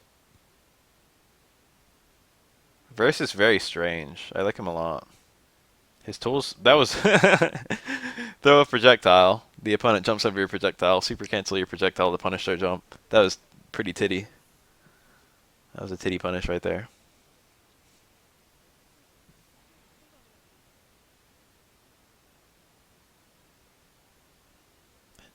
Versus normals are so weird.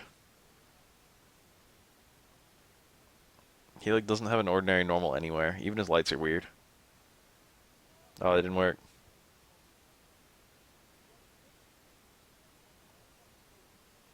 He's got the big projectile super. He's got the super where he makes the punches rain down. What else does he have? He's just those two plus his climax. I love this bitch's combos. They're actually really cool. That towards B where she does like a 2-hit flip on you. You can't cancel it to anything. But it cancels to max mode and it's like the greatest. It's like completely safe, it advances and it confirms max mode like nothing. It looks really abusable. Blue Mary probably has something similar to that with her towards B.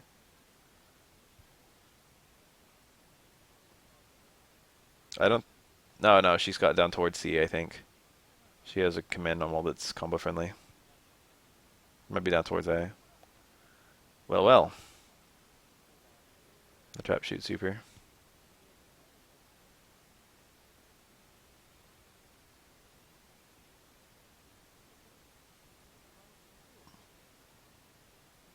Very low risk, high reward on that towards B. I'm pretty sure it's Venom Strike. I don't know. It's so hard to tell what the fuck she's supposed to be saying. Crouch C just got smushed. That's supposed to be a good anti-air. She's like made of good anti-airs.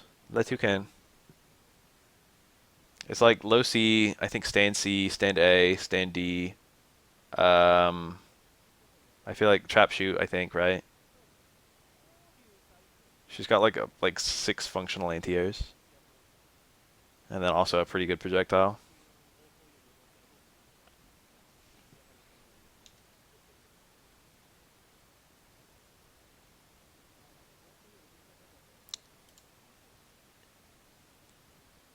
Yeah, I got it. Kid Ash. Love. I like her a lot. I like the way her combos work. I like that sword move. I'd probably play this bitch. She's so simple. That low C into sword just looks very abusable. You can probably punish it with like a guard cancel roll. But it's just this fucking little poke sequence that you can easily confirm into a super that just looks really obnoxious to deal with. I love characters who can do shit like that. I love obnoxious poke sequence that confirms easily.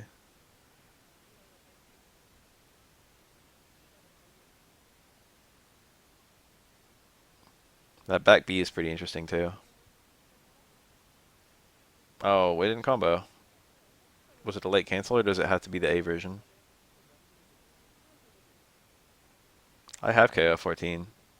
So we technically could have a Baf Cup. That would be approximately one entrant and it would be me.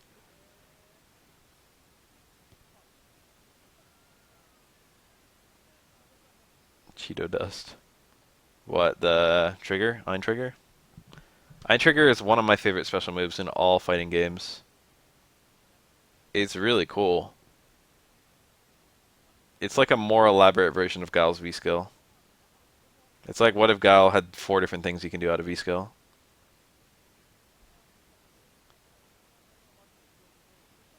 I love it.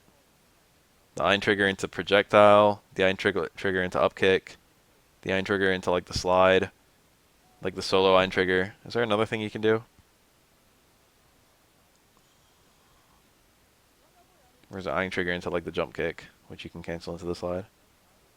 It's really cool. It's very creative. It's a very creative special move.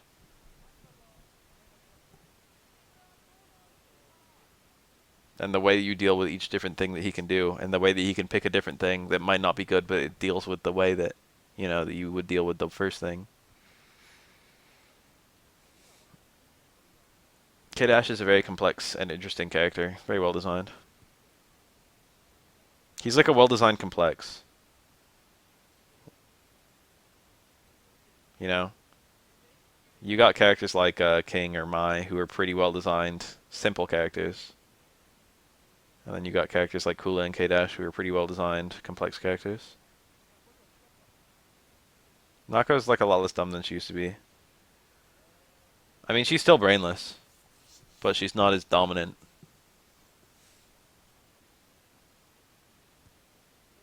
But they should definitely, I don't know. I like that she's not stupid anymore, but like, you know, stupid in terms of good. But I don't like that she's still kind of stupid in terms of stupid. Like, you don't need to think to play her. Her best play is just always very, very obvious. Like, depending on the range, I feel. So is this character supposed to be a reference to Dragon Ball Z, or is that an accident? Because I get weird Dragon Ball Z vibes whenever I see her. All her poses, and a lot of her animations.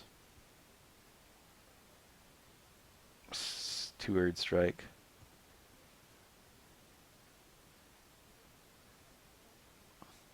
Not third, not even forward. I'll make two-word strike. It'll just be fucking... It'll be Street Sweeper.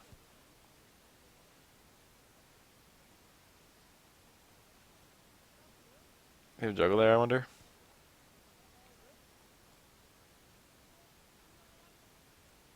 Come back? Oh my god, she's dead. He doesn't even need a second bar, I don't think. He did it. I don't think he needed that. His last character, it didn't matter.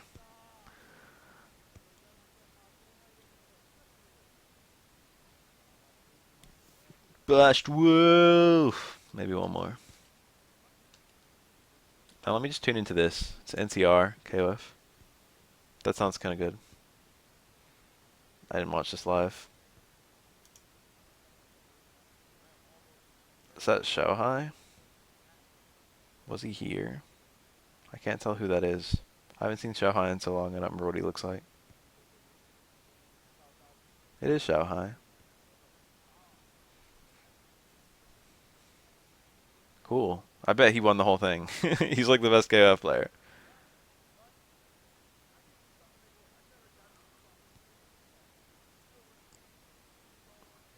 That's a cheap ass team, dude. Kula, Benimaru, Iori.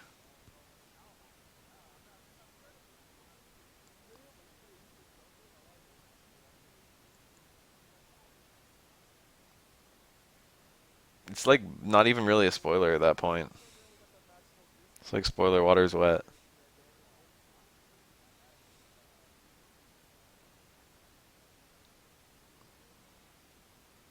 There's Zhao Hai. He's good as fuck in every KOF game.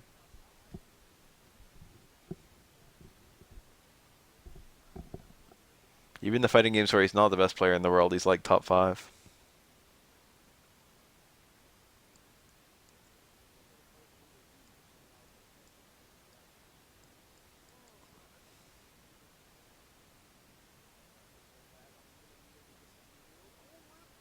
Yeah, I really like Andy in this game. If I played this game with any sort of seriousness, I would play Andy for sure. My team would probably be fucking some order of Kenzo, Ryo, and Andy.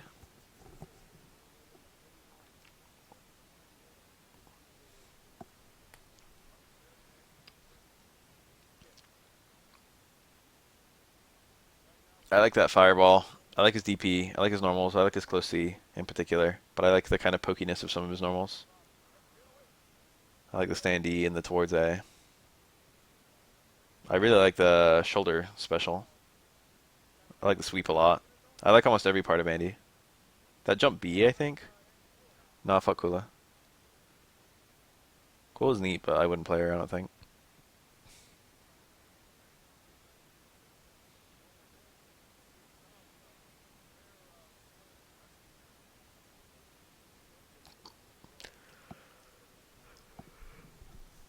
Lucia's looking pretty good, all things considered. Big meter disadvantage. He's using a lot of meter on guard cancel blowback. He's trying to win in neutral really hard, but it's going to be really bad once he gets any sort of combo started on him, like this.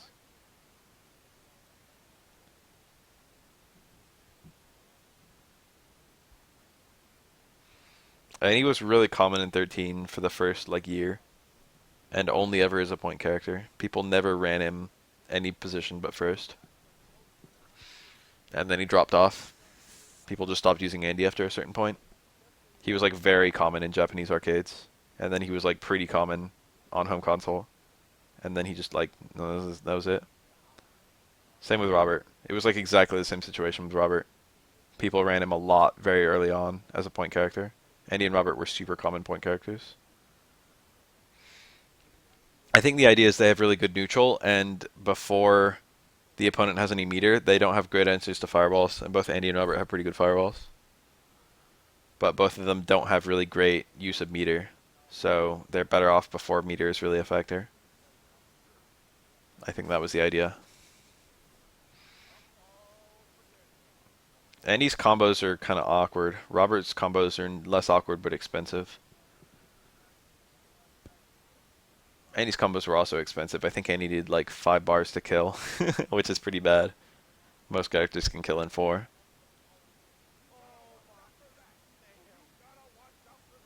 I don't know about like hyper optimal combos. Maybe you could kill in less than that.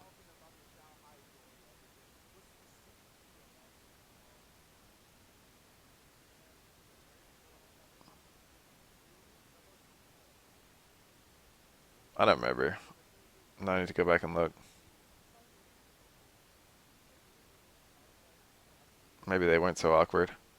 Well, already the half circle forward kick into break was kind of awkward. Oh, he had like repeated like DP into stuff. DP into like late connect super. Yeah, it's in some of his trials. I remember seeing players go for that shit a little bit. Like earliest frame DP on like high juggle into super, and then you can DP again once they like land into it and stuff. He had like really weird good corner combos. His damage was like low unless you were doing those combos. And those combos did pretty good damage, but they were very awkward to do.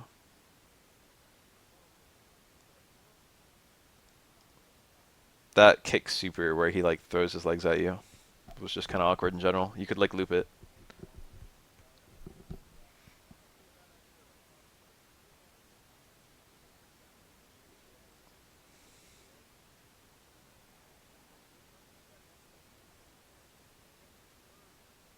That was certainly a punish.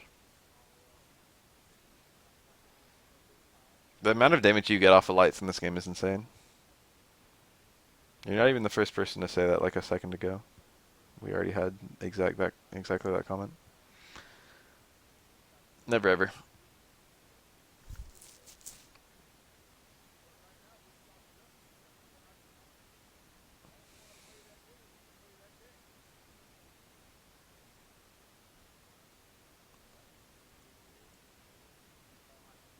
If memory serves, Maxima didn't even really have a loop. Like I think he had a 1 bar loop. If he did like repeated EX command grab, he could loop it.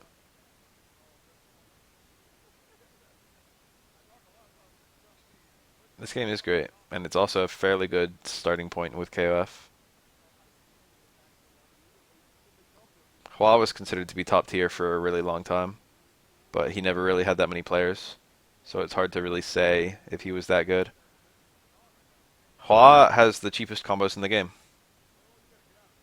He can kill with drive and no meter while drunk, so call that 1 bar. And he can also kill with 1 bar.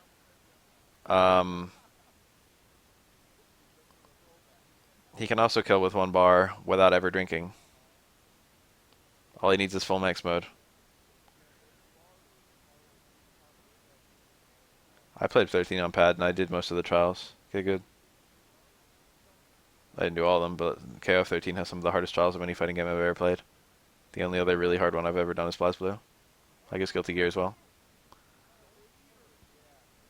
Yeah, I really like the repeated knees in different directions with Hua's combos. Ground knee into air knee.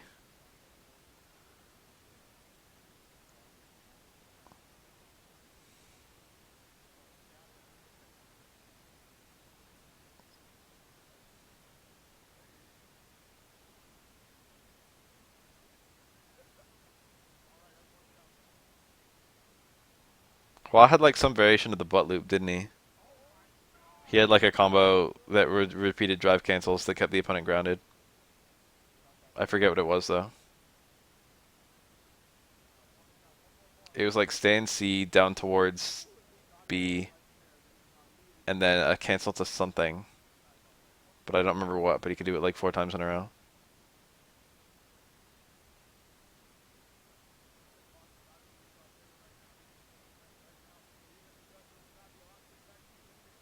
Was it quarter circle forward A or something? Was hands? I don't remember. Vice's combos were pretty weak, but they were fun as fuck to do. She only had to use 1 drive cancel to loop. Most characters had to do 2 drive cancels to get their loop going. But her combos kind of took a long time to do, so they ran up a lot of Neomax time. Hyperdrive time. And they weren't very strong, since the sleeve doesn't actually do any damage if memory serves.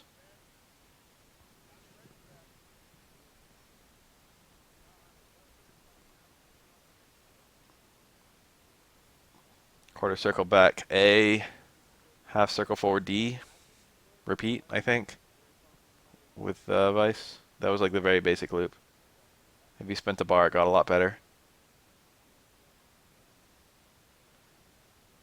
The way that Hyperdrive worked is that you needed a grounded opponent, usually, to really start it. And the cool thing about Vice is that she was one of the only characters with a really good reground.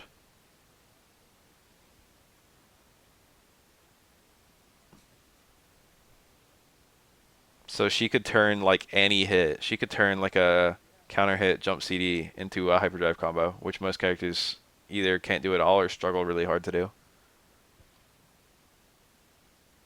Because the only things that cancel into hyperdrive are normals, and most normals cause a reset. So if you juggle into a normal, you know, there were very few juggles into hyperdrive combos. If you want a really good example of one, Claudiori, his command grab where he slams you into the ground, he could. It was like a trial, I think. He could do like hop into instant air activate. I think he might have been able to juggle into down towards fierce and activate from that too. Certain characters had command almost that kept juggles going, so if you could juggle into those, then you could activate hyperdrive. But most of them were not very fast if done raw.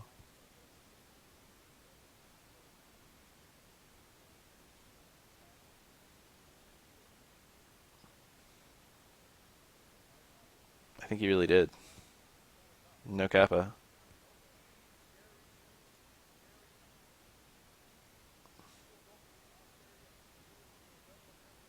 I haven't seen Athena in this game in a while. Not a common character. She's cool. The down C looks like it's got some pretty nice range and it cancels. Most like long range attacks in this game don't really seem to cancel, but they kept that on Athena. Get out of the corner. That was nice. Close D, I think, to anti-air. Close to almost anti-air is really cool in this game. Works pretty well. Love that combo. Oh, he didn't cancel it. I don't know what towards B is on block. Like, I would think that Leona can just DP that and stand C into towards B on block, but I don't know that. It doesn't look good. It's very committal compared to a lot of like block strings in this game. She has to like jump and bounce off you.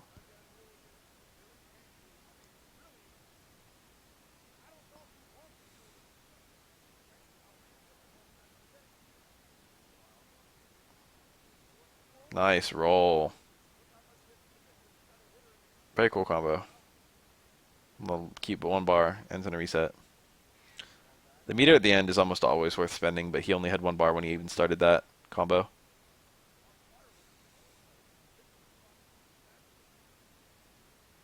So he had no option to keep going.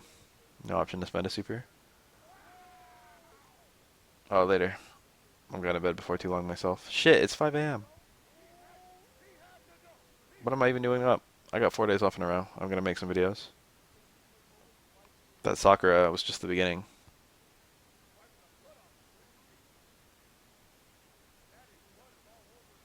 I'm going to finish those Shoryuken videos because I'm tired of not having done them. I took a little break on them for the Falk because I had to do the Falk guide, and then also I didn't want to upload like 3 days in a row, like 3 Shoryuken stories.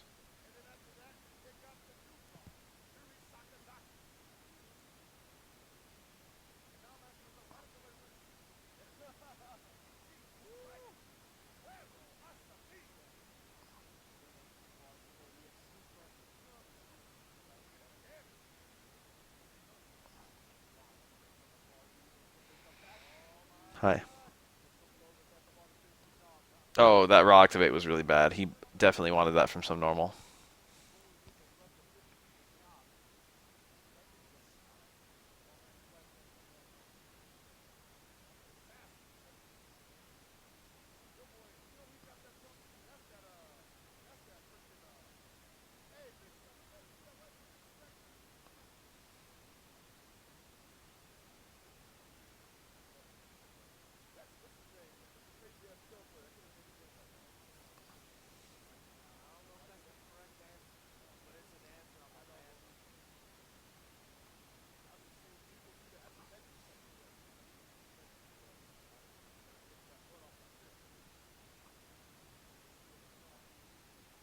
Oh, that was a nice little hop. The very premise of Athena. The premise of so many 2D fighting game characters. Though fireballs, DP jumps.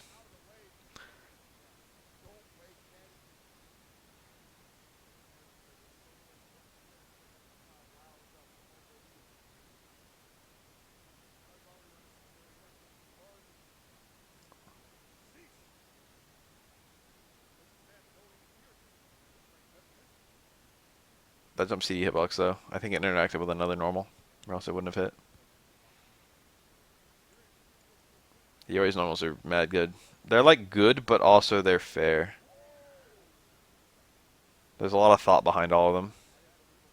They've had a really long time to like iron out how Yori's normals work. There aren't really Shotos in this game. There's no like Ryu equivalent. The closest thing to a Ryu equivalent is probably Ryo or Robert. But they're like quite different from Ryu. Ryo is like a more serious attempt at Dan. More accurately, Ryo is the character that Dan is ripping off.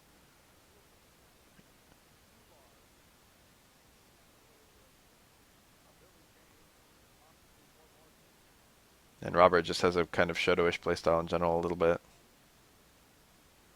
His special moves are Shoto-ish. Somewhat. There's like no Shoto though.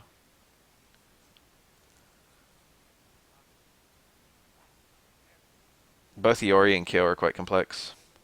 This game, Clark is present.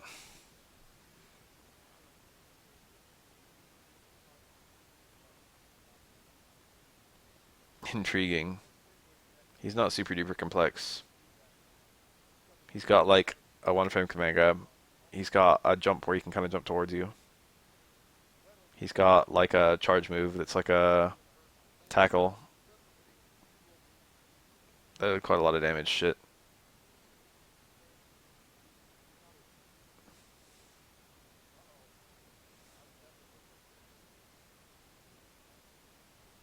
Nice. No one ever does anything but 2-bar combos. I wonder if a 3-bar combo would have killed there. He could have gone into climax instead of going into that super. I don't even know how much damage it would have done. I don't think it would have killed him. It probably wasn't worth the bar. It was more an observation than like a criticism that no one ever did 3-bar combos. Generally 3-bar combos do a decent amount more than 2-bar, but it depends on the character. It's usually like 100 more, but it really depends on the combo. And I think that was more than 100 HP remaining, so.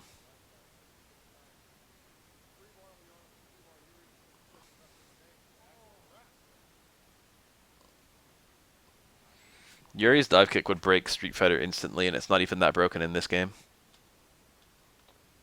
Dive kick isn't even a big deal when every character can hop. Hops are insane.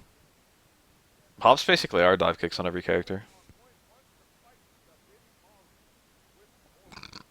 Tiny, tiny, tiny jumps. Benimaru doesn't really. Even Benimaru's hop is like as big as a regular jump. You can call it a strength, you can call it a weakness. Benimaru jumps really high. There's some good and bad things about that.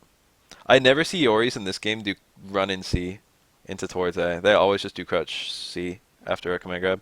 I don't even know if run in C into towards A is possible in this game because every Yori just is fucking crouch C.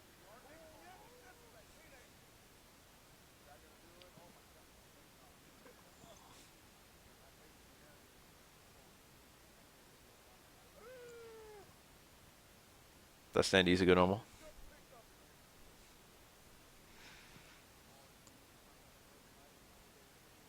I really like Billy.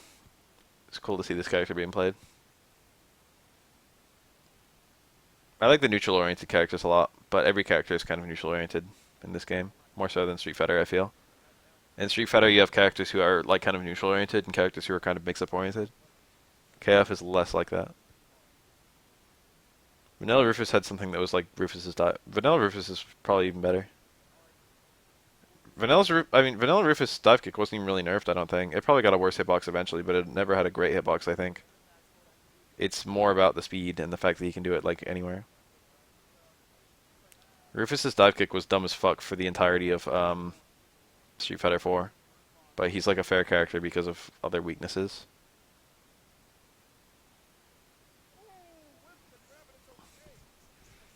But Vanilla Rufus was nerfed a lot, but I don't think they touched the dive kick. That was cool. Was that a punish? Guard cancel roll into the corner, and then a throw. Those are fast. Those are like 1 frame.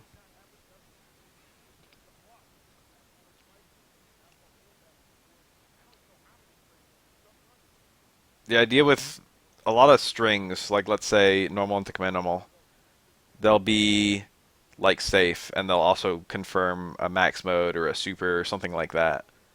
But one of the things you can do as a defense to that is if you guard cancel roll something that the opponent cancels into a command normal, like if they do a stand C into towards A and you guard cancel roll the stand C, you can often punish them as they whiff like the towards A. But you have to guard cancel roll and hope they cancel. But guard cancel roll is like generally kind of safe, so it's not a big deal. You're betting a bar on a guess, but you're not risking that much. You're risking the bar. It's kind of clever how it all works. The systems all work together very nicely in KOF.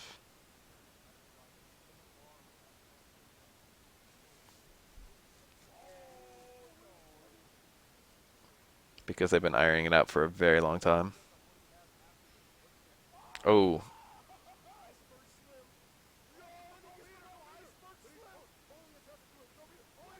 Good shit. That was a big comeback.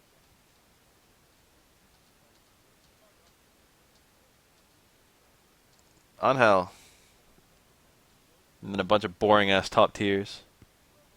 I don't know how good Kim is in this game. But Iori and Kula are both quite good. Quite best.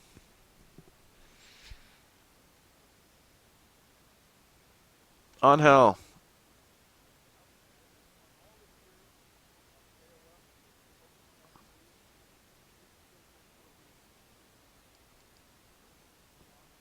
I love the way her combos work. She's so cool. I can't imagine playing her.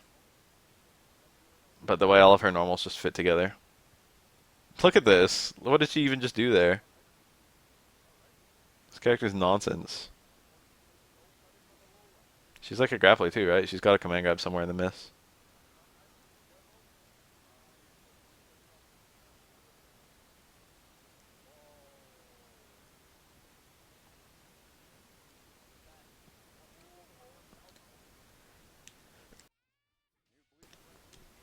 Damn, she went down like nothing.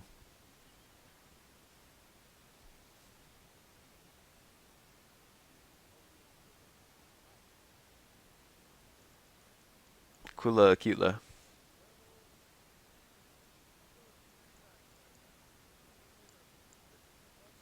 That stand B is so good.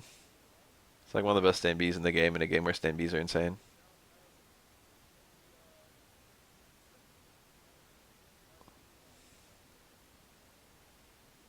Just like a bunch of low Bs into stand B is so good on this character. That jump CD is so good. Oh, he had a kill for there for sure. He probably could have DP'd instead of doing close C.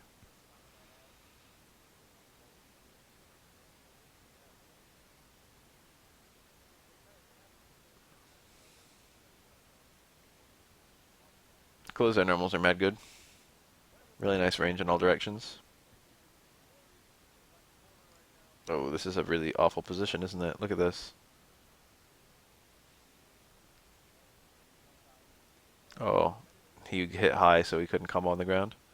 He might have been able to. He didn't get it.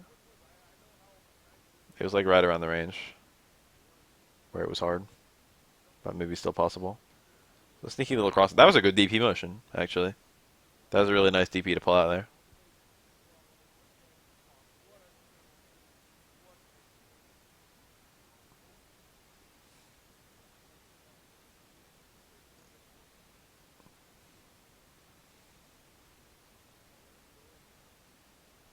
One thing I like about Iori is that every one of his air normals has a lot of purpose. Jump A is probably the worst one, and it's still good.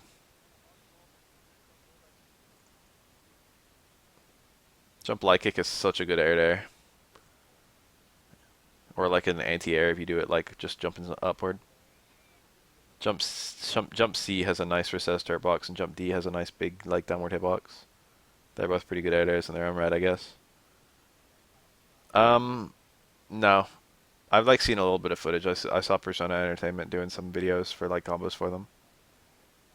I like Blue Mary a lot. I didn't even know she was like on the. I didn't know she was about to come out. Blue Mary is one of my favorite KOF characters, so I'd actually probably play her if I played this game. But I haven't bought any of the DLC characters personally, so I haven't played any of them.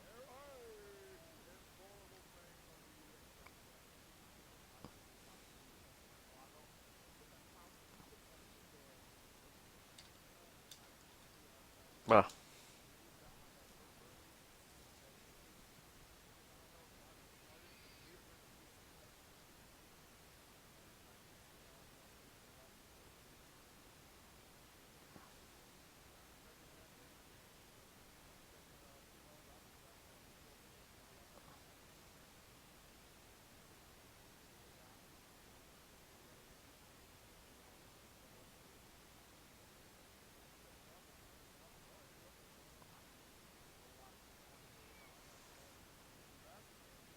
oh, here we go. That's a full combo. Is that really just where it ended? Was there only one EX move in that combo? Can she get another one?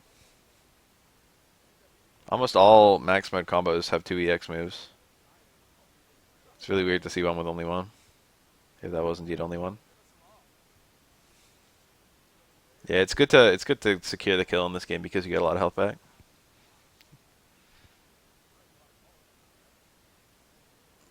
It depends. You've got to take every scenario for what it is. But if you can kill someone now or kill them like in 15 seconds, but like, save a bar, there's a lot of merit to both.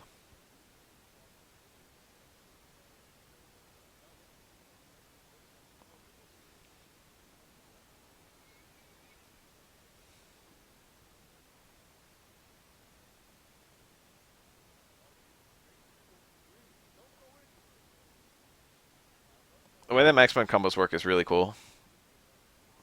They did a pretty good job of balancing it. It's pretty easy to just find your own max mode combos too. But like, it's hard to. Most characters have like a pretty obvious max mode route, and then not a whole lot you can do with it. Usually, there's not that much combo freedom, or at least not compared to KOF13, where there was a shit ton. There's a decent amount of combo freedom. But like, it doesn't take that much work to find relatively optimal combos. They're like fairly obvious. You have to do like a little bit of lab work, but not a lot. But then your character position, and thus how much max mode combo meter you have, matters quite a lot. So you need to consider your character's positions on the team.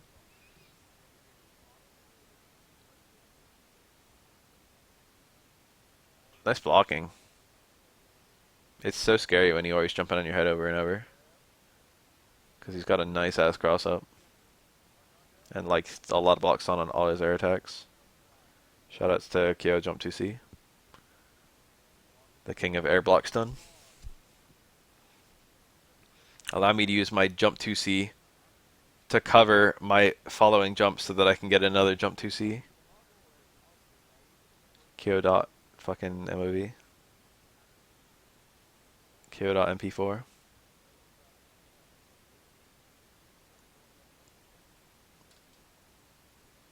Oops, I paused it. I wanted to skip. Look at these nasty teams. I don't even want to watch this. I like Yoshi too. Boring ass squads. I sleep. You know, Robert's kind of cool. Robert was played a lot when this game came out. He was on every team. I think he's still like a high tier, right? He might even still be a top tier. He's dropped off a bit though.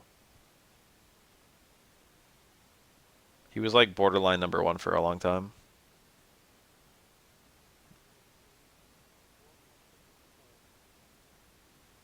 Oh, dropped it. I think he hit back and it canceled his run. Yeah, he could do like all kinds of low Bs into a stay B, and then still get his max damage combos. And his EX super has an unscaled hit, which is quite nice in this game. Not so common. Oh, climax cancel. How often do you see these? That did an ass ton. Look at that combo damage. That was a 5-bar combo. Look at this.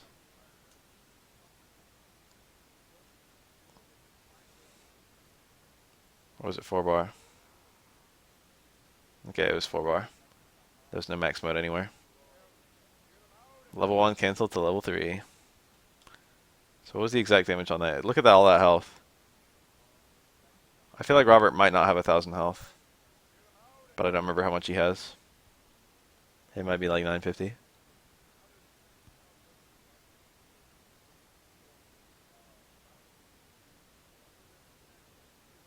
Kyo's kind of tight. I'm always down to watch Kyo. Kyo is a consistently kind of tight character. Oh yeah, sneaky overhead. She's dead, I think. What an odd combo route. Didn't matter. I think he had a... I don't know. I think mid-screen he struggles to land his climax, actually. So that might have been optimal. Or it might be his kick super that he struggles to land mid-screen. Or it's not... I think it's just double quarter circle punch. I think it's not a kick super. The one that's not Orochi-Nage. The other one. These teams are also a little boring. I like ET's team a bit. I mostly just like the Billy. Let's watch the Billy. Leona is kind of cool. Benimaru is not very cool at all.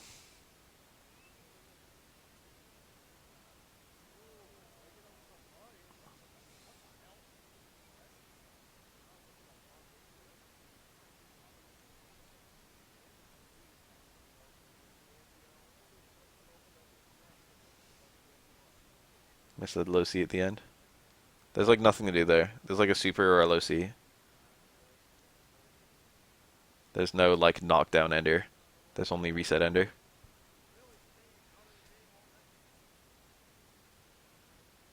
The damage ender is the reset ender. Not true for most characters.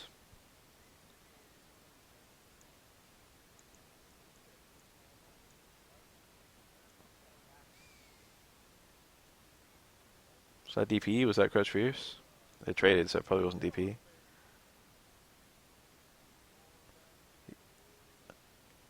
Huh? This is a good time to change your buttons, I guess. I think he thought he was going to die. He's probably going to let himself get killed. No, he actually blocked that. Leon is a charge character. Random pauses can really fuck you up.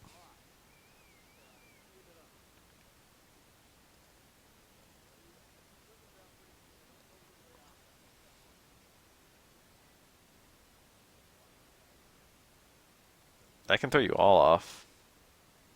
Leona's got nice EXs, to be honest. None of these characters are characters I care about. I haven't seen Kim in a minute. Let's look at Kim combos. See what he does. Looks like he got a combo there. Oh yeah, combo from an overhead. He can get a climax here if he wants one. Probably not good to take. Yeah, I like the one bar. Ender. Now he's got a kill. This will kill. He still had EXDP at the end of that.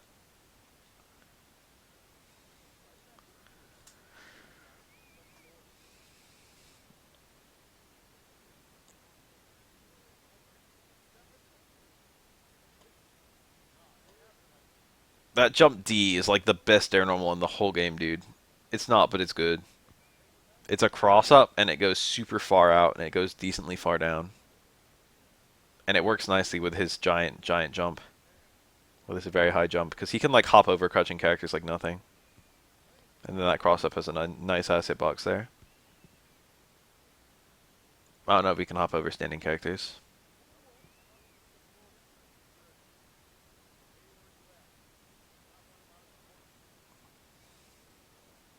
That quarter circle forward kick is so good. It's a nice obnoxious normal. Or special.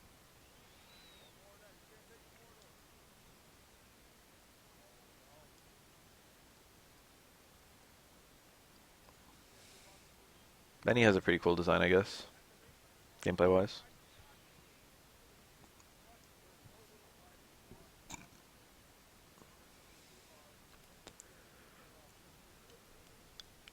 Where's the Kim at? Didn't even come out.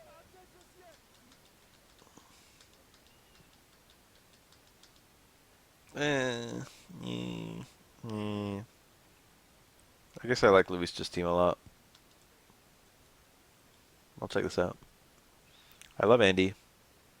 I like Mui Mui. Maya's just fine. I like Maya's EX projectile, her EX fan throw. She throws a fan at you, and then after you block the fan goes up in the air and then lands on you. You can get out of the way, but getting out of the way is kind of obnoxious in and of itself, and it's not possible in the corner. So she can use her EX projectile to lock you down for quite a long time. And then she can also combo the second hit of the fan. I don't think the first hit of the EX fan combos into the second hit though, but I don't remember. Pretty sure it doesn't.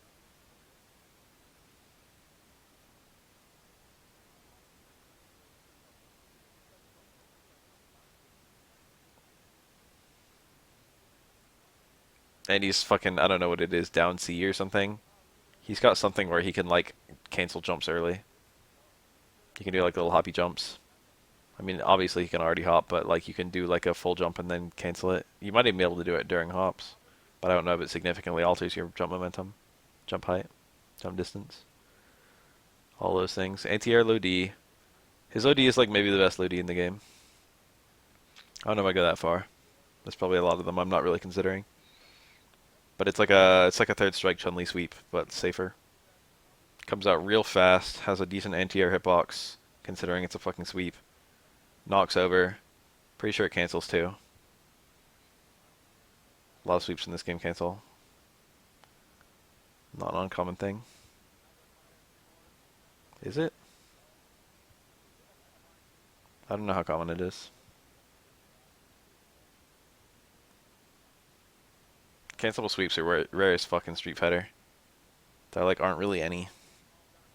Technically speaking, Colin's sweep cancels, but not really. You can't use it to keep it safe because it only cancels on hit. It's basically just like a poke. Nice combo. This won't kill even with the bar spent, I think. It almost did.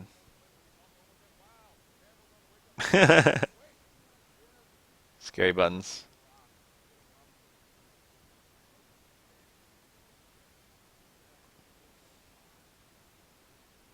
I think Violent Kane is quite known for his Iori. I think he plays Iori in every game. Most Iori players are long-time Iori players. Iori's popular. Probably the most played character. I don't know that, but it sounds like it's probably true. He's like an excellent, excellent gameplay design. He's an excellent visual design. He has relatively similar gameplay in every single game. If you're going to play anyone every game, it would be him.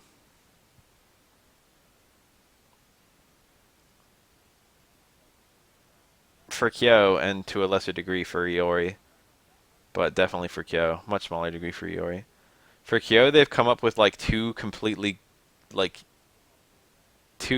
functional gameplay designs, and they can never. It's like they're going back and forth. It's like they can't decide which one is like the Kyo that they want to use. There's like a Kyo with Rekkas and then a Kyo with projectile. One of them is kind of simple and one of them is kind of technical.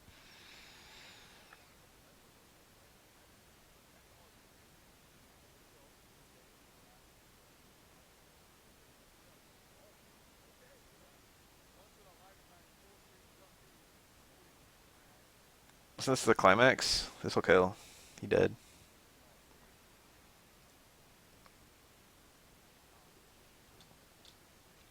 If you're fighting the last character, you can get a little wild with your meter spending.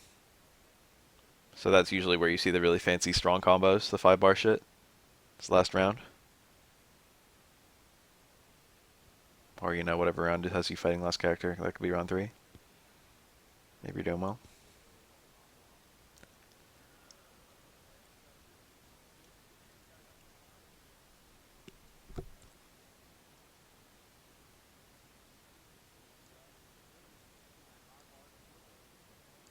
Being aware of what combos are available and how much meter you could spend is very important in this game. He actually blocked in time. You can't block immediately during a run. You've got a little bit of like recovery. You've got to resolve. Rolling is like instant, but if he rolled, he would miss the punish because that Rambu super goes really far. He like shoots across the screen, runs at you. But by blocking it, he got a full punish. If he rolled, he probably wouldn't have been able to punish. But I think rolling has no startup. It's got like 1 frame startup, even during a run. So technically speaking, if you need to block as soon as, if you need to like not get hit by something during a run, it takes less time to roll than to block, I think. Climax deals too much damage? I don't really think so. They are pretty strong, but like the meter, it's so meter intensive. Most people don't really go for climaxes that much. Meter spent equals damage done pretty well in this game. In Street Fighter is really bad about that.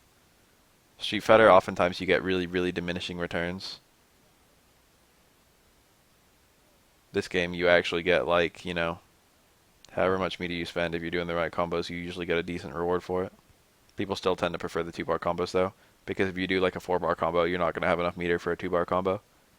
And the 2-bar combos are, you know, 2 bars max mode with super ender, which is the most common combo route. Very strong, not too meter intensive. 1-bar combos are like noticeably weaker, and 0-bar is like way weaker.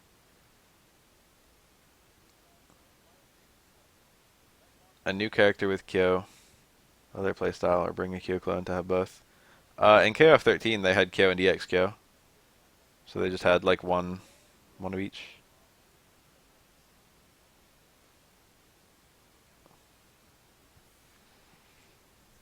Yeah, the actual comeback mechanic of this game is that every time you lose a character, you get a meter, which is, you know, perfectly balanced. Because if it helps you too much, all it helps you do is kill one of their characters, and then they get a meter too.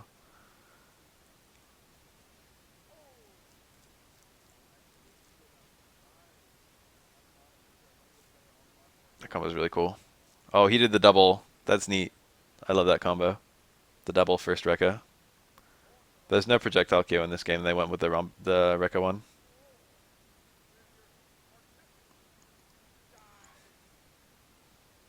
This is a new school Kyo. Projectile Kyo is like classic Kyo.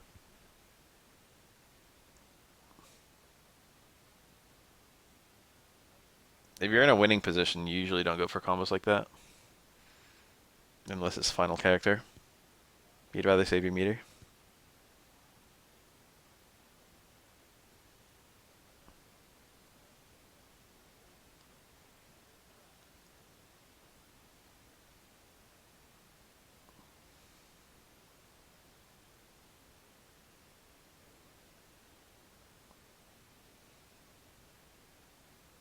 Anyway, that only helps you kill like one character.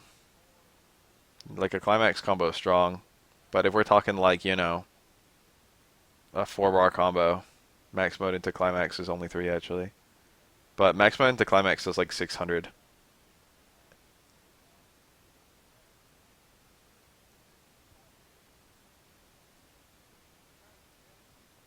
Give or take. It depends on the character. There's a decent amount of damage variation, but it's usually somewhere around 600. I mean, that's half a character's health bar. That's quite a lot of damage. But, you know, that's 1/6 of your total health. A little more, but, you know. And it's not like you can do that kind of combo that many times and both players have access to it. Doesn't feel that bad to me. I feel like if it's that bad, we see more of them, but you don't actually see them that much. I feel like results are a fairly clear indicator here that it's not really busted. You see climax combos occasionally. The 5-bar ones you don't see very much at all. They're easy to do, it's just rarely do you have the resources to do them, and even if you do have the resources to do them, rarely do you want to. Because chances are, in order to have 5 bars in the first place, you need to be on your last character. And the only time you really want to spend that much meter at once is when you're fighting the opponent's last character. And hopefully, the combo's going to kill. But most 5-bar climax combos do a shit ton of damage. Somewhere in the 800s. And technically there are some that just kill.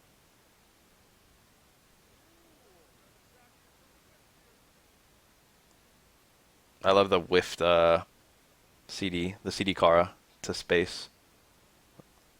I thought you had to like manually like run in and do it, and I was like, this is really hard. And then I found out about the CD Kara, which is fairly consistent. Consistent if you're consistent. Not very executionally demanding. At all.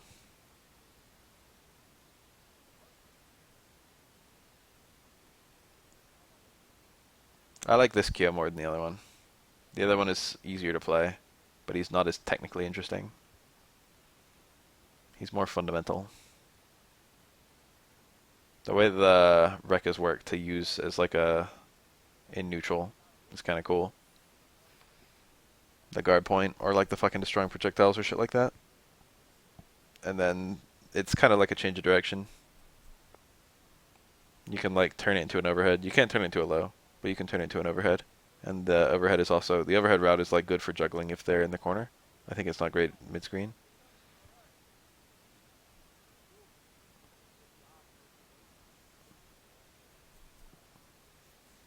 I don't know about combos from lights in this game.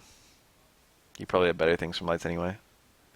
Pretty sure Kyo can do lights into down towards D into up kicks.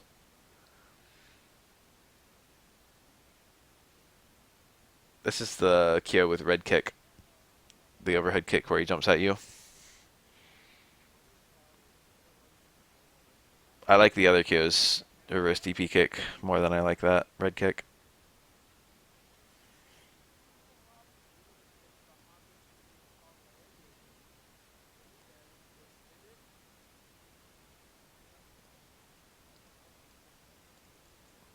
He could have spent the Neomax there. You see that? The climax. You could tell he was playing with the idea in his head. He had 3 bars. It was his opponent's last character, but it wasn't going to kill. And he didn't spend it.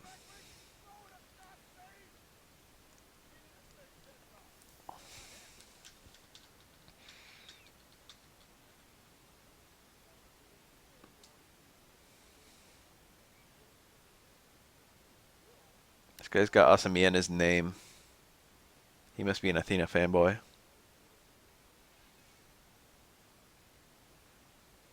Yuri I don't see very often in this game.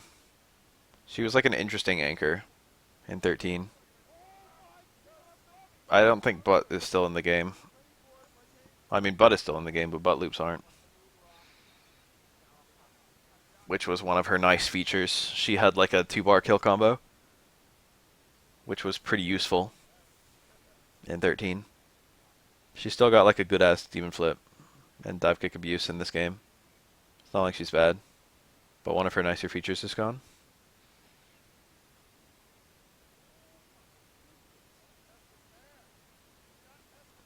Rambo's a really good answer to jumps, but you gotta be fast.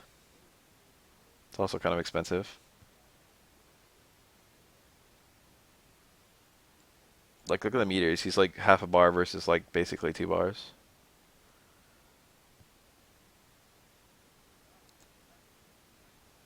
In order to do that anti-air super, it was a good idea, I think. I think it was the correct play. But now he's just 2 bars down.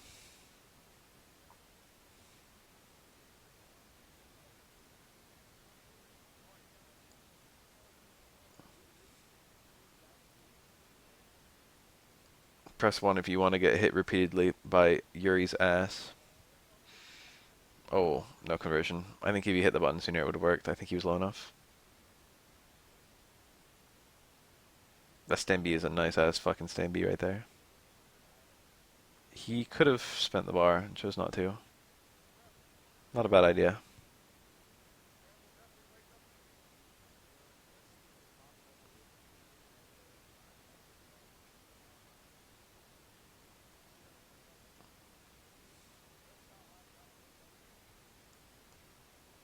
Jump back dive kick. Even backdash dive kick works. Oh, he had a fake confirm and then he actually picked it back up again. That's unfortunate. Benny Mara should be dead. Like, I'm pretty sure that full combo would have killed Benny, I'm pretty sure. Now she's dead. Show me the Yuri.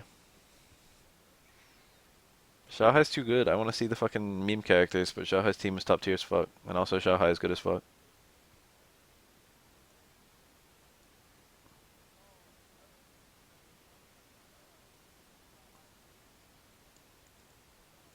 This game is, I don't know. It seems to have quite good balance. But people tend to stick to very small number of characters. I mean, I don't know how functional fucking the King of Dinosaurs is. Maybe he fucking sucks. I'm pretty sure he's one of the worst characters in the game. Pretty sure he's like low end.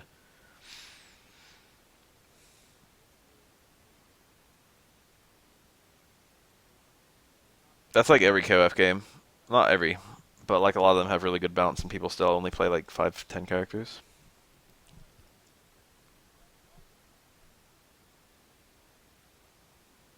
Kura, ganbare. Literally me.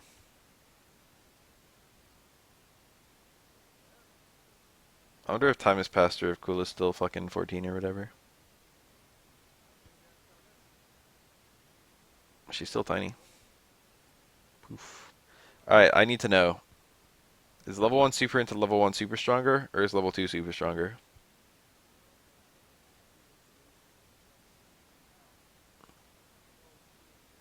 I've literally only ever seen one Hien player ever, and it's Juicebox. I can't, I'm so alarmed. I mean, Hien doesn't look that amazing, don't get me wrong.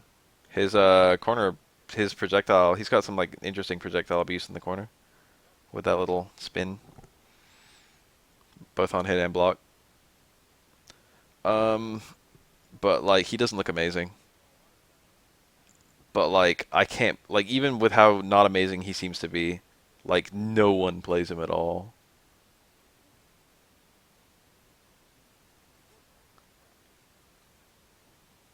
He doesn't look so bad that he would only have one player.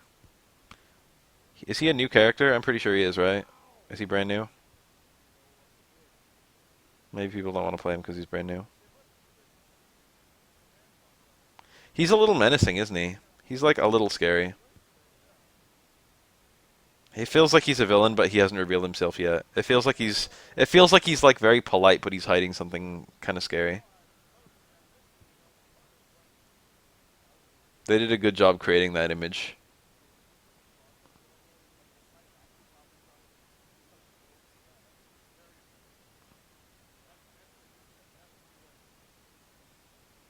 Yeah, I mean, obviously geese.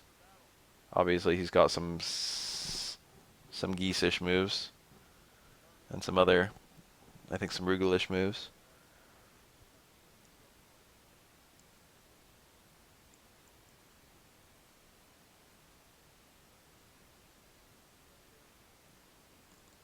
But it's more than just that. What was that close B? I don't think I've ever seen that normal. Normally she's got like a soccer. No, that thing. She's got like a Shoto stand B. Like Ryu close, Ryu light kick. Yeah, his level 3 looks kind of. It still doesn't look that evil when he fucking pushes your head down or whatever. It doesn't really look like it's it's violent, I guess. It's not even that violent. It's very impersonal.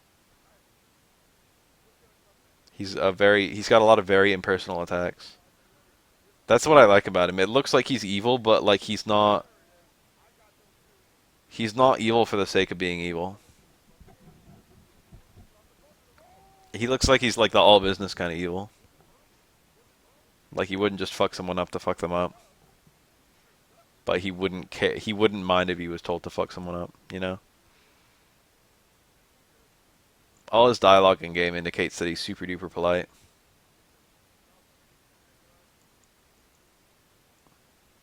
But it feels very much like a facade. Yo, who the fuck is Kukri?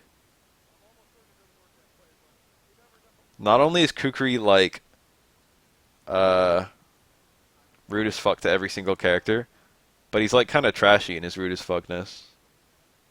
Maybe trashy's the wrong word. He's very casual about it.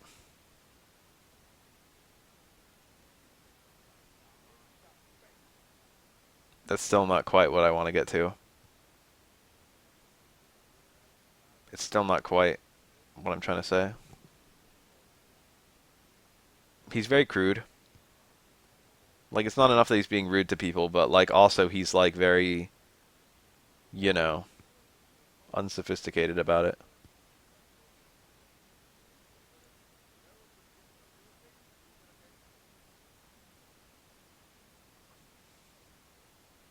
Remember that time Iori dressed up as a woman and then beat up a bunch of other women? I didn't remember that. He's down a lot of meter and he's also not even at full health.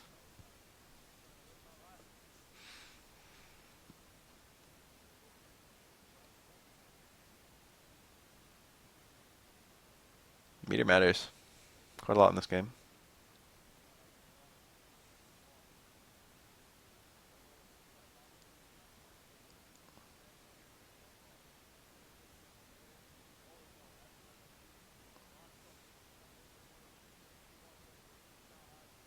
Oh, that was a nice little jump.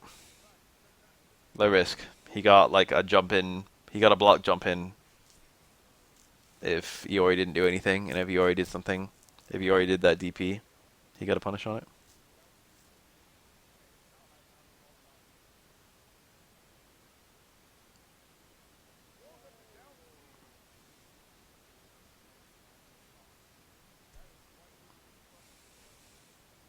Another same jump. That time, Asamiya was more ready for it. So his neutral is so fucking good.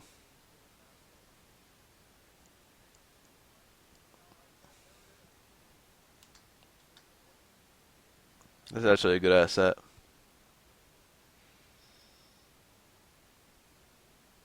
But like, I'm kind of hoping I want to see Asamiya get combos because I know all the other characters combos pretty well, but I don't see Athena and Yuri combos very often, so I want to see the stylish stuff.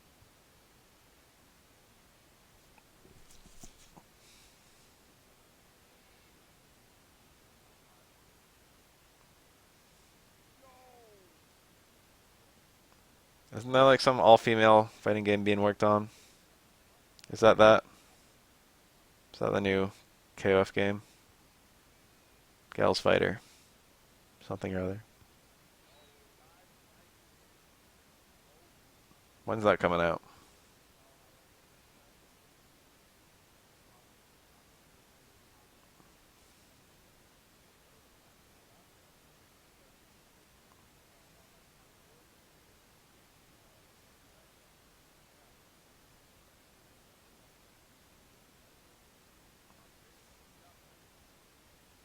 Who's best girl in this game? And why is it Mei-Tan-kun? September's ages from now.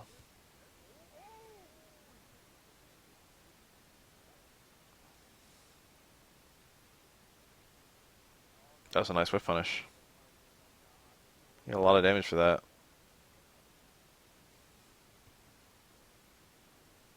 Is he going to go up 2 characters? That's a really hard comeback to make if he does. Looks like no.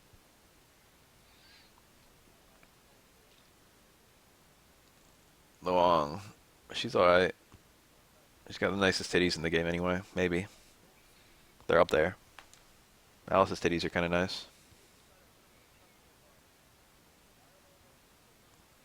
Alice's quotes apparently don't translate very well. She's supposed to be very slutty, like on accident.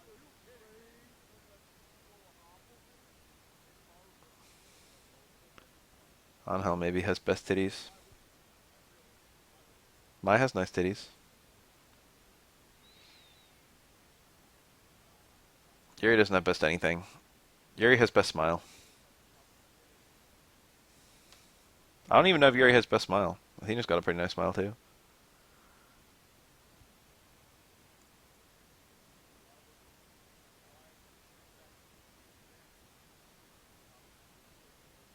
King of Dinosaurs might have the best chest, but having the best chest and having the best titties is a radically different thing.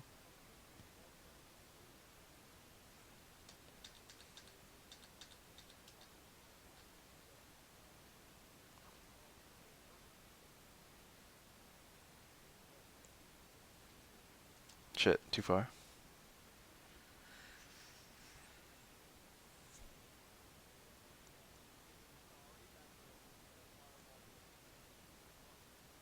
How about Chang in 3D? He's pretty good.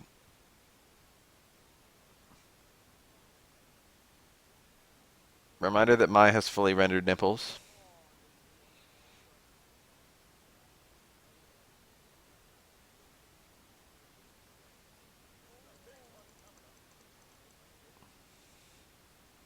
I like the KOF12/KOF13 Athena.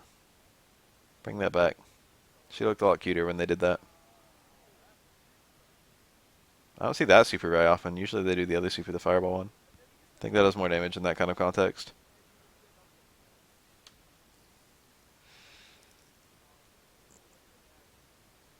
Mai has rendered nipples that are not fully covered, and during certain camera angles you can actually see them. There's a well-circulated image of Xanadu doing, I think, like it's either his Neomax or like one of his EX supers, right next to Mai, and you can just see Mai's nipple during the zoom in on Xanadu. It's just there, it's just visible. They rendered nipples on Mai. Fun fact. I can't even show you because I'm streaming. I'd probably get in trouble. Alice is cute as fuck. I didn't know this, but Alice comes from a fucking pachinko game or something. Her debut game was like a pachinko game. So she's got like effects on some of her attacks that are like jackpot style, as a reference to that.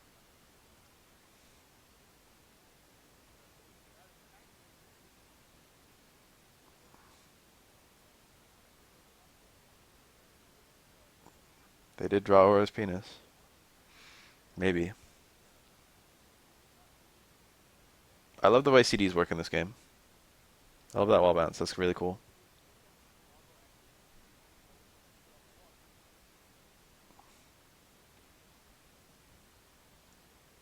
Ugh, that's the best cross-up in the universe.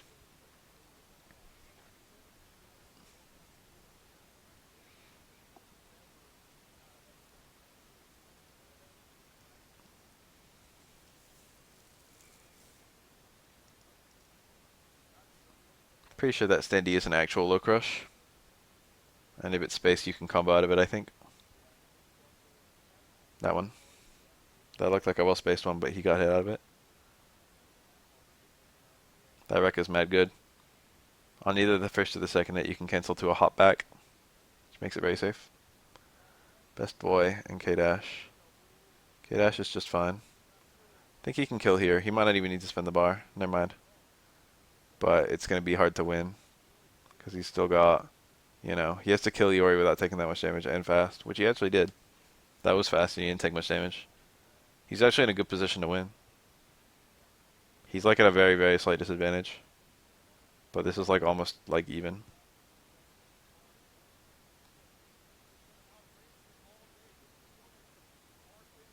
Yeah, Meitei Kun is simultaneously best girl and best boy. Shunai's pretty cool. Is this his debut game? I like him. Yeah, the combo. That was it. He could have max moded there, and it would have been really good. Shame he didn't get it. The overhead. Super is good here. He didn't do it. He really didn't do it. I guess he wasn't going to kill, so maybe this is the right play. Uh-oh. This won't kill.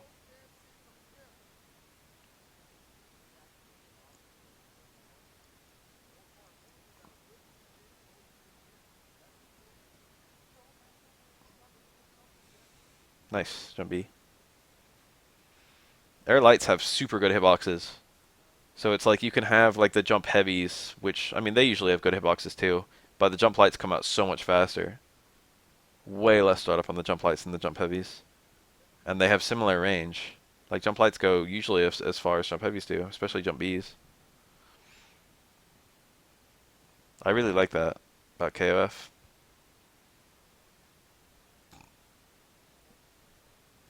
You actually see like a lot of air normal variety in this game. In Street Fighter you don't.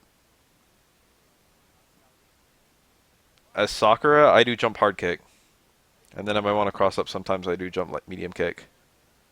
I mean, I have a jump light kick and I usually don't use it. I think it might be a little wider than the jump medium kick, but that's not a good enough reason to get me to use it. And then I do jump strong only in air to air. And that's it. And I still use more air normals than most characters do. I don't use jump hard punch almost at all, even though it's pretty good.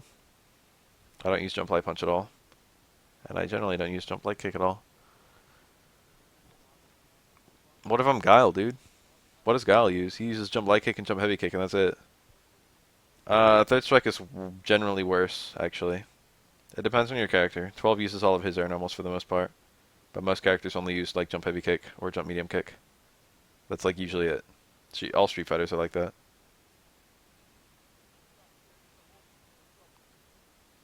The thing about third strike is that jump lights and jump mediums have the same animation for a lot of characters. So not only is there a good reason to use all your air normals, but they also like didn't give a shit for a lot of them. Like almost the whole cast, jump jab and jump strong, have just the same ass animation. We'll just make different sound effects. Jump back lights are good cross-up protection. Sakura has an air throw, so I can just use that. But technically speaking, they have a purpose in Street Fighter V.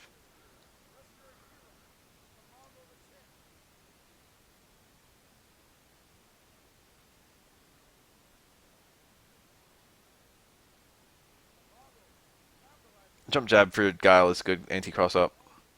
Guile can technically autocorrect a flash kick from most ranges. It depends though. If the opponent's like right above his head, he struggles. But like Guile can air throw or jump jab. Guile can't jump short because you get a flash kick if you go for it. It's like very precise.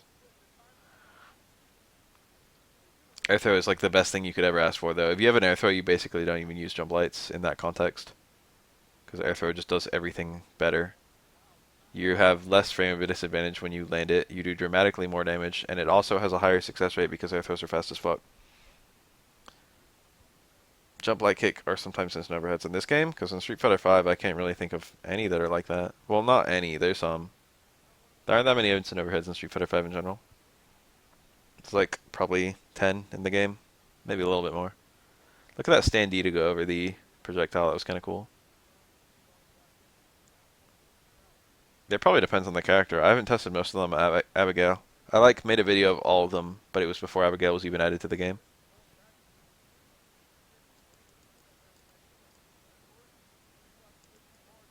Blanca had an instant overhead that was quite good in Street Fighter 4, and he doesn't have one at all in Street Fighter 5. Manats relies on forcing the opponent to air block something first, but it works really well with her VT1. Because she can make the opponent block an air normal fairly easily. with her orbs covering her. And then you've got the true mix-up between low and instant overhead.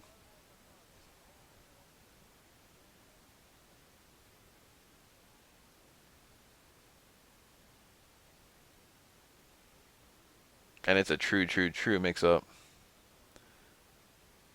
Did they buff Guile's or Rushdown? Rushdown in general is strong in Street Fighter V, but Guile is... The only significant buff to Guile's Rushdown is that he has a two-hit fireball that almost every character has to respect a whole lot. So if he manages to get it up, he can follow it in very easily. And it's not like you can charge fireballs while you've already got a fireball on the screen. Well, you can charge them, but you can't throw any. So he doesn't really have a reason to sit on back charge while it's advancing. So oftentimes he just follows it in. And then you can tag on like a low or an overhead. People don't really do that. They can use it to cover a frame trap. So like get all the way close to the opponent and then throw them before the projectile hits, or let the projectile hit them and then delay stand strong, or like delay throw, something like that. Yeah, Street Fighter V is rushdown heavy and online rewards rushdown, lag rewards rushdown. But I wouldn't say Guile has been particularly buffed rushdown wise. Guile's always had a good capacity to go either way. Is Guile's crouch walk relevant? Only very slightly. Guile's anti-airs are good even without flash kick. So, and the crouch walk doesn't actually reposition you very much. It's not utterly useless, but it's mostly useless.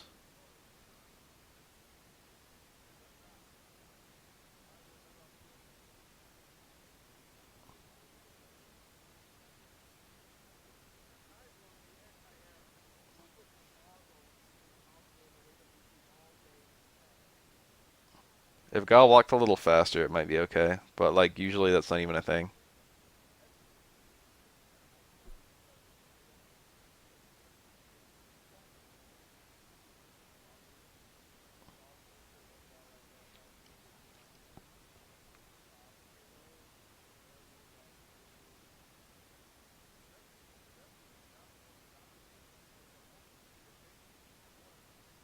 I said I would be productive this weekend, or this week, rather. But I got kind of a feeling that I'm not even going to get out of bed tomorrow.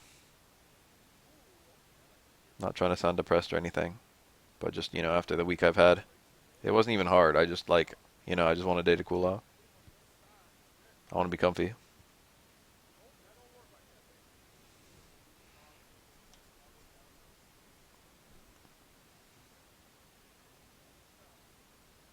I want to take a me day.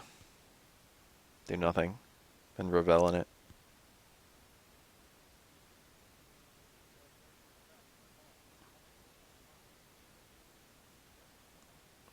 I feel like there's probably a good number of people who only watch me and Vesper play.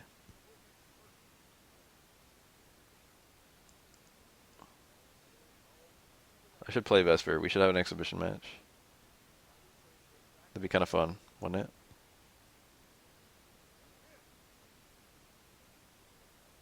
I've been aware of Vesper for a really long time, but I've never tried to reach out and say hi. He's probably a cool ass guy.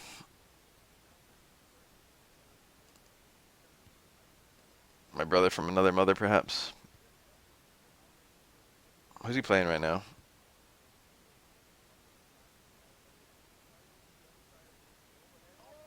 I like Street Fighter V quite a lot. I don't play it a whole lot. It depends. It depends on what you count as a whole lot. I play it twice a week. That's a lot more than some people. That's a lot less than some people. Oh, he went for the link. He was too close. There's input leniency in this game, so getting links is not very hard at all. Like Street Fighter V. But you still have to have a well-spaced standee or else the link is impossible. Ugh, what a choke. Oh, this is dead. Muy cute.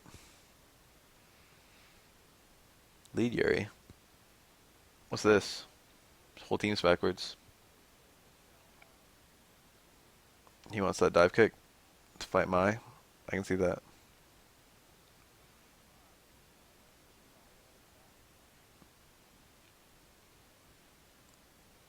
I think it's fun watching someone play a game if they like the game, even if I don't. Like there are games that I wouldn't ordinarily be able to enjoy that I can vicariously enjoy by watching them play, watching other people who enjoy the games play them. Street Fighter V is probably like that for a lot of people. For me, but I don't even know if people necessarily watch me or like watching me play it.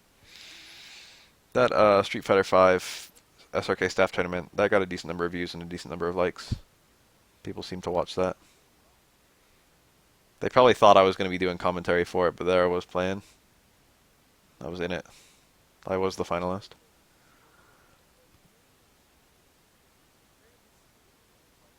SF5 definitely gets a bad rap, but not necessarily from the players. I mean, obviously from the players, but like the real unjust bad rap that Street Fighter gets is people who don't even play it, who just remember it from when it was worse. Because Street Fighter V did get a lot better. It used to be much shittier than it is now. And a lot of people quit before it got better, so they just act like it's still as shitty as it used to be. Or a lot of people never played it at all, but just saw everyone else complaining about it and act like it's shitty. So like the people who are still playing it, they probably, they might act like it's shit. And I understand that because I can see it's very very hit or miss game. Um, but their opinions are justified at the very least. But there's a lot of people whose opinions aren't justified. And that's why I say that Street Fighter V does get a bad rap. It's the number of people who hate it unjustly. However, there are a lot of people who hate it justly.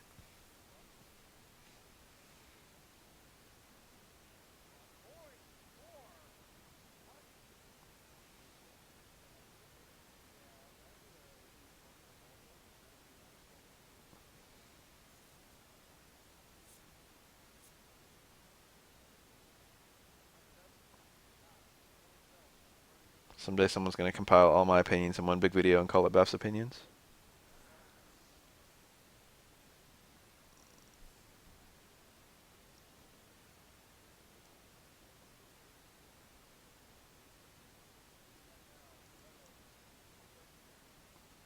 I liked it more and more, like, as I found a place. I really feel like the only reason I really have any disliking for Street Fighter V left um, is the roster. And not even the roster. The roster's fine. It's me. None of the characters are me characters. Sakura is the most me character. I quite like her. Sakura is like a me actually playing a character because I like them and not because of like any sort of tier opinion.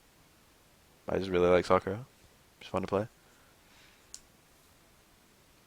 But I find Guile tremendously more fun than, say, fucking Laura. I found Ibuki tremendously more fun than Guile. I found Akuma about as fun as Ibuki. And I find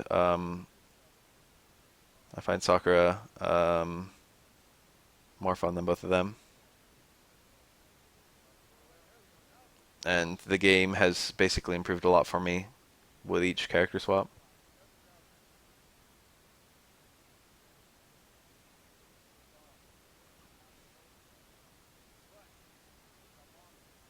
Like playing everybody's shit. Yeah, yeah. It is like shit enough that it could affect your enjoyment of the game.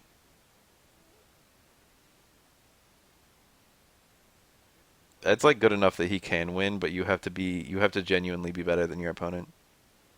It's not the kind of character where you can be as skilled as your opponent and win.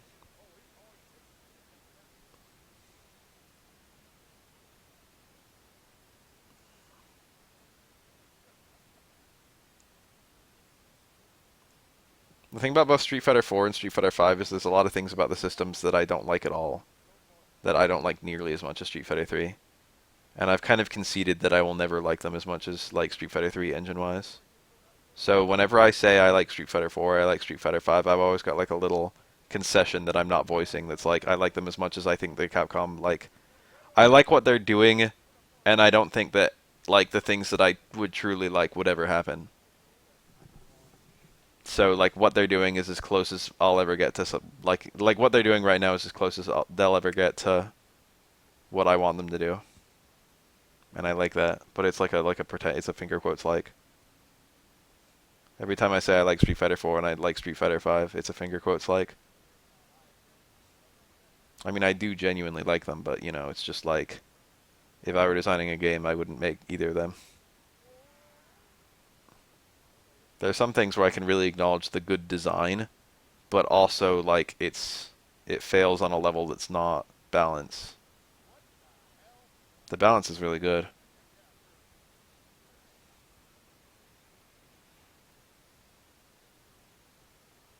I generally like combos more in Street Fighter 5 than 4.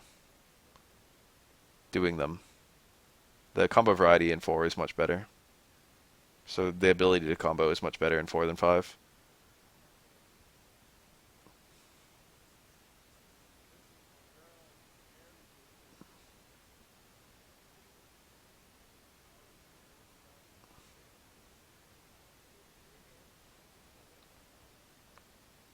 They need 2 simultaneous Street Fighter games. Street Fighter 5 is the only thing they're working on. Even Marvel. Marvel would have been good enough, but they're not even working on Marvel. They need like a Street Fighter Basic Bitch and a Street Fighter Crazy. Both of them going on at the same time.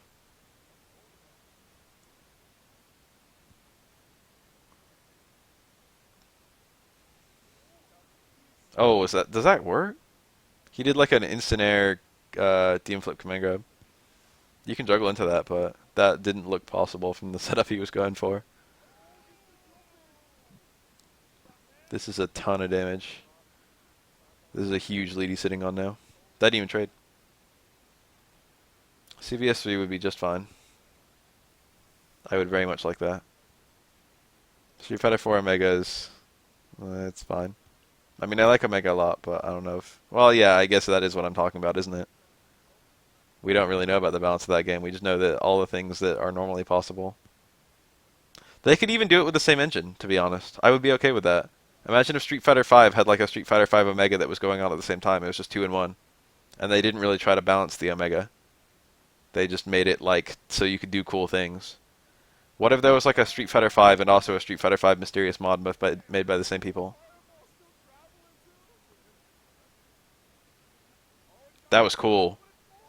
Both of them throwing fireballs at the same time, but one of them cancels the super to punish the other one's fireball. That was actually insanely cool. Very smart. He was down a lot, and now he's looking okay. Now he's winning. No, he was already winning.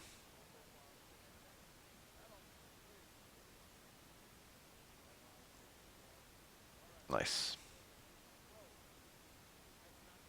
Yeah, there's no need to make new sprites or anything. Or models. There's no need to make new special moves. Just make the exact same special moves, but make them zany. That would be insanely cool. And then have tournaments where it's like fucking, you know, you got one being played and you got the other one being played in like a separate tournament at the same event.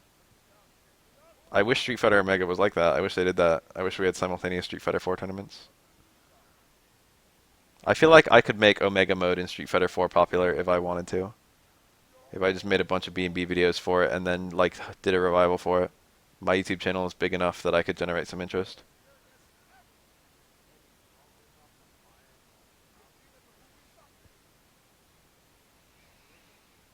And then maybe if people asked for like stuff to go from one to the other, it's like I really like this character can do this here. Can you make it so there's like a balanced version of that in the base game? Or can you make it so there's a zany version of that in the Mega game?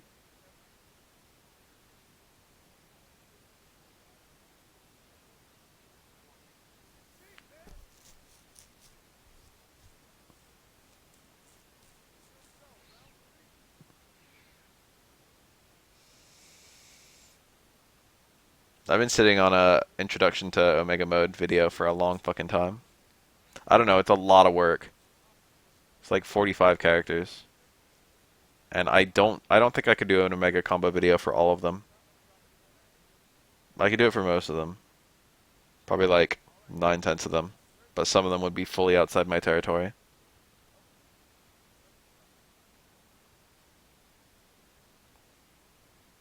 Ganner Viper or some shit. It would give my channel a lot of content, and it would be something very unique that only I was doing. But I don't know how truly popular it would be until I started it. I could test the waters. I can make a video just talking about it. And gauge interest. A gauge interest video would actually be a really good idea. I might do that this week. Hey guys, what would you think about? And then I just list all of those things I just talked about.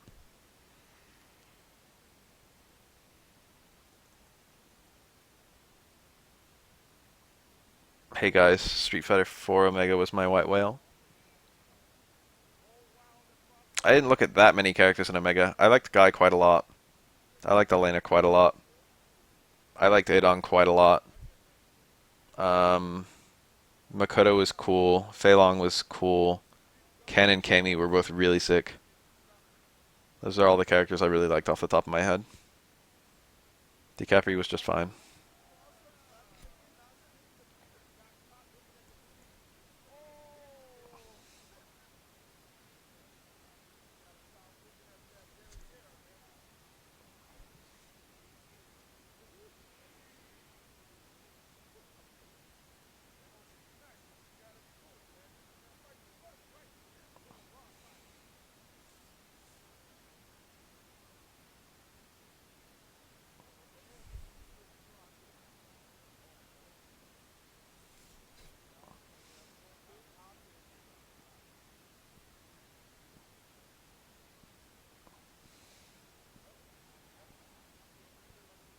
If I like did it, I would start doing like Street Fighter 4 Omega Bath Cups, and I would definitely do them instead of Street Fighter 5 Cups because I wouldn't want to do both.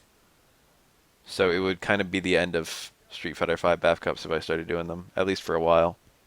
That's like one of the considerations.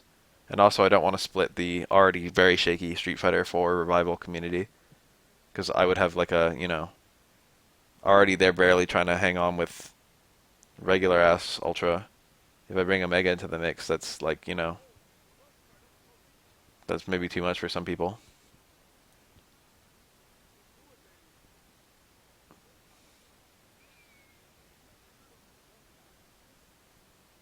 I think I would have Street Fighter 4 Omega tournaments, but I would allow Ultra characters. So if you wanted to run an Ultra character, you could. But like Omega characters would be permissible. And they would be marketed as Omega tournaments. And I only hope that it wouldn't be that many people running Ultra characters.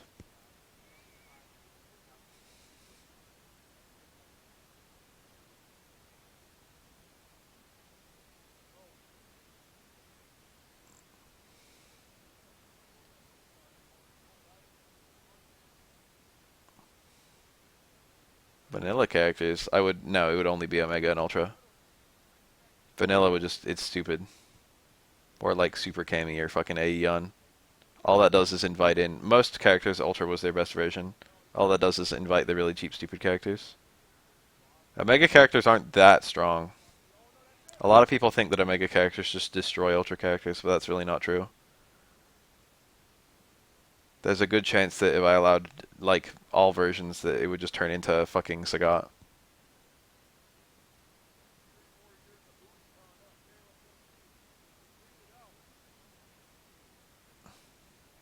Vanilla Sagat probably shuts down a lot of Omega characters, to be honest. He shuts down a lot of characters from all versions. I'm getting super tired. I'm probably gonna go to bed real soon. Probably after this match.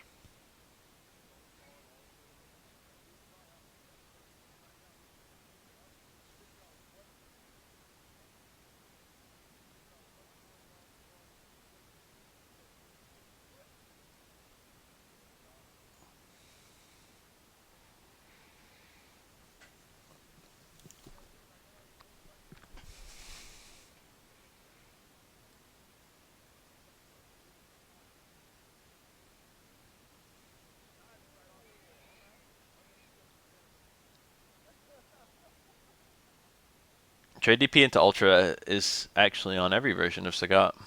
It's just very, very rewarding in vanilla. But Sagat never lost that. That never went away. It was Ryu who lost it.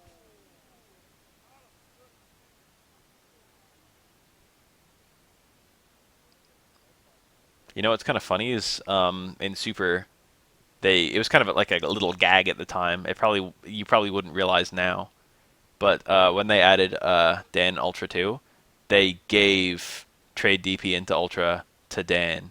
That was like the really big thing that was considered to be one of the strongest tools in vanilla and one of the cheapest things about the game. One of the things that had to go was trade DP into Ultra. And Capcom was like, we're going to remove this from the game. Technically, they didn't remove it from Sagat, but they nerfed Sagat in a bunch of other ways. They were like, we're gonna make trade DP into Ultra not a problem anymore, is what they said. And then they did. They gave it to Dan. Dan didn't have it, and then he did. It's kind of a tongue-in-cheek thing. They said they'd take it out of the game, and then they gave it to someone. But it's Dan, so.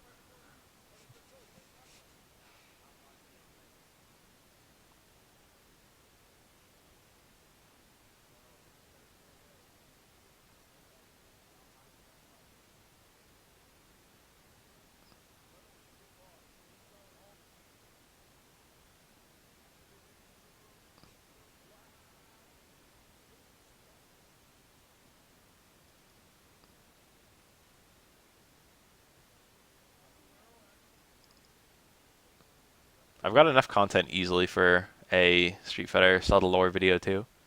I should get on that. In the initial reports of minus frames on DPs, Dan's was not listed. And then it turned out that it was, in fact, -5.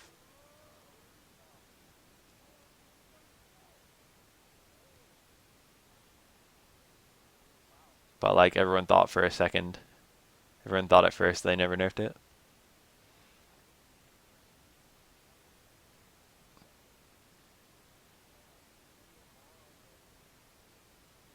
Show me a Mui Mui combo into Super into Climax.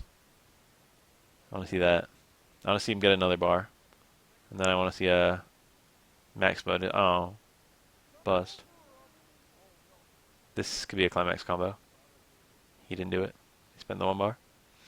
That was the correct amount of meter to spend, but I'm still disappointed.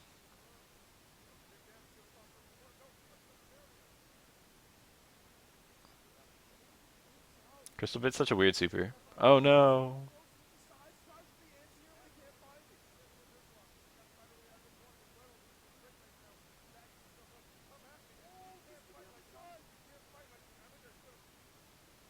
Oh my god. It's over, isn't it? Yeah. There was no way out of that chip.